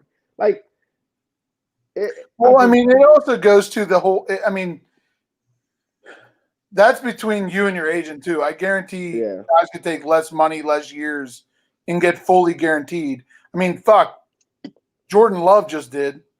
I mean, dude hasn't played a fucking snap, and he has a 4-year contract, fully guaranteed. Now, granted, it's not big bucks, but I mean, it's still generationally changing money. And speaking of Jordan Love, I think it's just so funny, and I'm transitioning. We're just going off on tangents, but like for Jordan Love, right? Like Aaron Rodgers. People are crucifying Jordan Love and like, oh, how could you do that to Rodgers? And how could you do this? Not his fault. Option. But but my thing is, Aaron Rodgers literally was in the same exact position with Brett Favre. So like, I wouldn't say anybody's blaming. If anything, I'm blaming the Packers. Yeah, if anybody's blaming Love, that's silly. Yeah. Love didn't get to pick where he got drafted. Right. I mean, aside from him being an Eli and saying, I'm not going there, I mean, he has real You can't do that at 30 overall. You can do that at 1 overall when you're a prima donna. You can't do that at 30 overall when you're sitting there with your hat in your hand. And your last name is Manning. That's really what it was. Oh, yeah. When you're in the first family of football, you do whatever you want. Why I never understood. Why is Archie Manning this god when – like, I don't know. Is he still a good quarterback on an absolutely putrid team? Yeah, he was good, but the biggest part of his legacy is making two one amazing and one very good quarterback. And I'm telling you, their nephew And the Art, third son. What's their nephew's name? It's Cooper Manning. Cooper Manning's son, Arch. I think that's it. I Yeah. think that's his name. That dude is going to be a freaking. I'm excited to watch. Well, obviously, with his ceiling, what it looks like as a sophomore, freshman. I mean, the kid's already better than his dad ever was, and he's probably as good as Eli's ever was. And he's 20 times better than his dad. I had never even heard of Cooper Manning on the field. But the Mannings and the Hemsworths have two really big named kids and one that just didn't do anything except make more kids. Same with like Clay Matthews. I think there's like that family. There's like 17 of those. Yeah, there's like Jake and Clay who were kind of. Yeah, I miss when I said the Mannings were the first family of football. I was wrong. It's the Matthews family. Yeah. The only thing the Matthews family ever did wrong was not make any quarterbacks. Pretty much. Like that's the one thing you can fault the Matthews family for is not making any QBs. All they did was make a bunch of physical specimens who dominated both sides of the ball in the trenches. Yeah. Oh, but yeah, I just like I just look I see the league, man, and I'm just like, at what point do we sit there and be like, when are we going to start actually caring about players? Like, at what point do the players? I mean, not till Goodell's gone. I say that I like college better, but it's not like the NCAA is very much better. No, the NCAA is a racket. All they are the NCAA. I have lots of thoughts about the college system, but the NCAA steals from its employees, its players, worse than any league ever.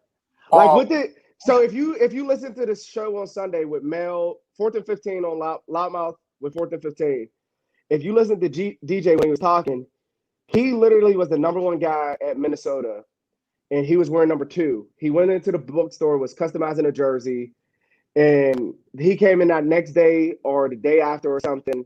Yeah. And they were selling his jersey, and he remembers sitting there and thinking, like, and I don't get to make any money off of this. Like, it's a shame at what the NCAA does. What about that punter from UCF a couple of years ago? He had a YouTube channel that he monetized. Had nothing to do with football. Yeah. Had nothing to do with football. He was just an influencer because he was popular. And they pulled his scholarship and said, you can't play for this team if you're going to have this channel. And he fucking left. Trevor Lawrence was just raising money for COVID-19 awareness. And they freaked out. And they freaked out. They went ballistic. And it's just retarded. It's like time and time again we see like these kids. I'm saying kids, they're my age, but like these guys are like giving everything you got to elite, whether it's pro or amateur, and yet leagues are just taking advantage of them. And it's like kind of baseball, and it's funny because it's baseball, football, and college. We're like MLB, like Chris Bryant, right? It better. Service time is a scam. Service time is a scam.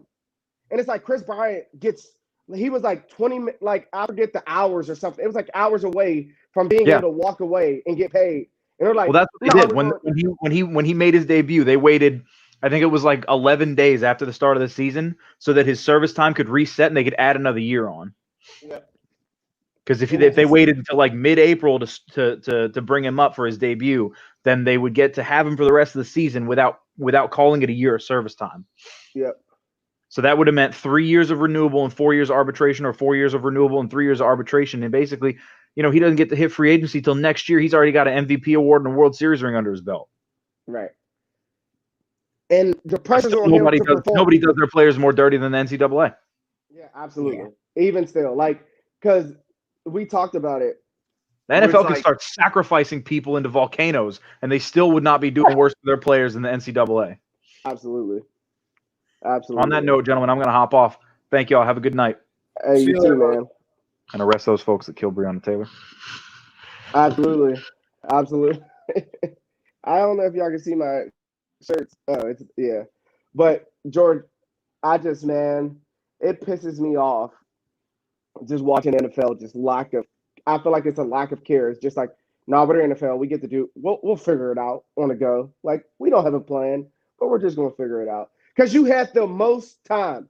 You literally ended the season at the perfect time, and you're beginning the season at a better time. Like, you have way more opportunity to prepare. Yeah, like a physical bubble like the NHL or NBA is just out of reach. That's too much Yeah. personnel, too many players. Right. And like the hard part too is like, whereas the NBA, it's a shortened season and NHL is a shortened season. I mean, not that 16 games is long, Yeah. but 16 weeks of game, 18 weeks, some shit like that, of games plus playoffs. That's a lot of facilities that you need to come up with so teams can study, again, rehab. That's a lot of moving parts. Well, Like I think you keep it. go ahead.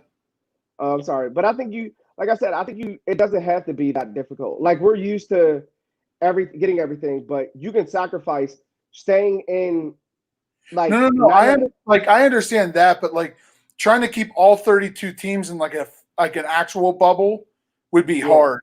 They'd have the bubble in city, and again, most of these teams already have personal planes, right, or charter planes. It's not like the NCAA or any lower level pro leagues where they just book planes and fly. right. You could charter a plane where all 53 guys are accounted for, all the staff. I mean, you can get down to the nitty gritty of quarantining pilots per city and covering their salary for 18 weeks. Exactly. Same with flight attendants and all that. I mean, let's be honest. At worst, going from Pittsburgh to LA is like a 6-hour flight. Yeah. You don't really need flight attendants. So quarantine the pilots. And again, anymore, the news now, like it's now coming out even more that you really only need to quarantine for like a week. Yep. So, okay. So from that, even if you rotate pilots, every 7 days you quarantine a pilot and a co-pilot and you're good. Right. And like you said, you hose down that plane, you hose down, and again, and it goes to certain levels. So the NFL has everything. their hotels. Yes. They only stay at whatever DoubleTree or whatever the fuck hotel, Hilton, whatever. So again, they have more than enough money that they can say, this is the team hotel, this is the away hotel, good. Right. And I mean, you don't even have to shorten or change anything. It's just setting up those few little tick marks that you can handle this, and it's as safe as possible, and you don't have to think about it nearly as much. Because if we're being honest, like you can have 2 hotels per city and put you could put entire like divisions in one hotel and put another division in the next in a hotel. And like we talked about, again, sorry boys, you're gonna have to suck it up. You might have a roommate this year. If you're the third tight end on the again, I just read an article where the Steelers are talking about keeping 5 running backs on the active roster. Hey, guess what? What the hell is his name? The kid we just drafted and like the younger guys. Guess what, buddy? Bunk up. You guys have roommates. You're making a shit ton of money that you could suck it up for 6 months. Right. And get through this year. Yep. Cross your fingers that by next year we have a vaccine and hopefully this goes away more than even like what the flu is sitting at. But let's just keep moving. But they don't want to make, and again, I said it on the post where I was talking about Eric Ebron. Again, I get it. I mean, they're still humans, but that's the sword you want to fall on, is that small of a sacrifice. And what was your boy's name that we had on from Japan? Oh, Way even talked about it. He goes, shit, I wish I was making that much being stationed over here. So again, and it's one of those, like, people get salty and like weird over that like military like defense, but we have more than enough dudes and girls sacrificing way more than what Eric Ebron's about to sacrifice for 6 months of staying in a fucking hotel. I got dudes who are in Japan who were supposed to take orders to come back home. They ain't been home in 4 years, and they can't because they tested positive for COVID. So now they're getting delayed for 3-4 months. Like, shit's real. And you know what? The Marine Corps tells you, hey, dog, you signed a contract, you fulfill this contract, and we don't give a damn if you lose your left leg, left testicle, left side, part of your brain. You're going to do it. Like, suck it up. Like, for me, I was injured for 2 years, and I still had to come to work every single day, do the same routine as everybody else, still had to grind, still had to work my ass off, just like everybody else. Like, suck it up. Like, I don't have sympathy for guys making millions of dollars. I feel like people have like this weird over sympathy for, and like, again, it's one thing where you're being taken advantage of. It's another thing when you sign that dotted line, you know what you're getting into, and you don't hold up to your contract. Yep. And that's why I tell people in the military, like, you can't bitch about how bad it is and how much it sucks when you fucking signed up. Nobody put a gun to your head and said you're going to die if you don't sign this contract. And it goes back to the whole idea of, yes, CTE is bad. Yes. The NFL would neglect the whole study of the CTE in brain damage. Right. I guarantee you know as much as I did getting into the sport of football, you knew some shit was getting fucked up. Yep. You know what you were signing up for. Yep. The guys that want to say they didn't know what they were signing up for were either ignorant or they're just lying. Yep. We talked about it Sunday. People talk about it as a contact sport. It's not a contact sport. It's a collision sport, and it's a gladiator game. And it's funny because, like, it's funny thinking about it because obviously I had you as a coach, and we always talked about getting the head out the way. I can hear Coach Mars, sit, fit, rip, get your head out the way. Like, I can hear that in my head. But when it comes time for, like, think about it, I had one concussion, and it was from Pizza Hut because pans fell on my head because the shelf broke. I played football. I played guard and backer and never had a concussion. There was times where I got my shit wrong where I'm like, hello, like, but I'm fine. I probably had a concussion, but as far as I remember, like, I was always good. I remember that concussion from Pizza Hut, dog, I was out of commission. I was 16 years old getting workers' comp because I had a concussion and I couldn't do anything. I know I rung my bell more than enough times. Right. And absolutely. I think I only have like maybe 2 or 3 like diagnosed concussions, but I know I've had a little bit more than that. Right. And again, it's one of those things that you know what you signed up for. Unfortunately, it's one of those things. At least you're getting to keep your job. Right. People that and I guarantee it, a lot of other jobs, if your boss says, "Hey, bro, it's time to come back," and you're saying, "Nah, I don't know about that whole COVID thing," they'd be like, "I bet. Here's your signing papers." Yep. Deuces. And you can't really file for unemployment if you decide to quit yourself. Absolutely. Like, especially because, like, you feel like you're not protected, or you feel like, you know what I mean? Like, there's people out here, like another woman I call my mom, like Sabrina, like, she's a bartender, and she's been very vocal about, like, it's crazy because it's like they don't matter. It's like we get it. Like, we understand how serious this is, but, like, she has mortgages to pay. She has kids to take care of. She has families to provide for. So at the same day, like, to say, like, oh, I'm not going to do this just because you feel like you're unsafe. Like, I get it. Guys like Cannon, guys like Hightower, that are at high risk. I get it. High risk, right? We get it.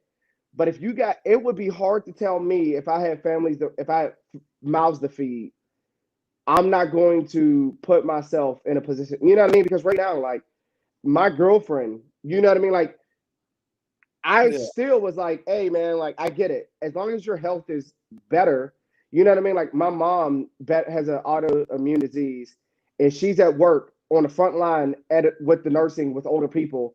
She has not thankfully, right, like by God's grace, she has not tested positive.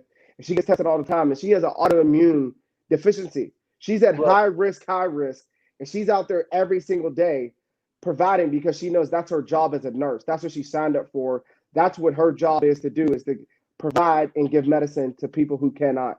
And it's just like people don't have that mentality. People are so brainwashed and have this mentality of, oh, I work so hard, I deserve to have it. Like, no, you do not deserve to get unemployment because you choose not to go to fucking work at McDonald's. Like, I'm sorry. Like, you're making tons of money when I'm working every single day and I don't get hazard pay. You know what I'm saying? Like, there's people, nobody's talking about the restaurants, how they're working every single day, getting paid like shit. The waitresses and waiters are getting paid like shit. And they're still having to come to work every day to try to make a little bit of money. And they can't get unemployment because they don't pay into unemployment or shit like that. Like, remember your wife, you know what I mean? Like, we talked about that. Like, it's just so many situations. Like, it's just like people just need to suck it up. I would play football. Shit, give me the chance. They could have me. Well, that's the one thing I said, and like, again, part of me, I don't want to seem vicious about it because I'm really not. Like, I get that you're gonna miss your family. Like, again, I have 2 small girls and I have Katie. Yes, I'd miss them over a course of 6 months.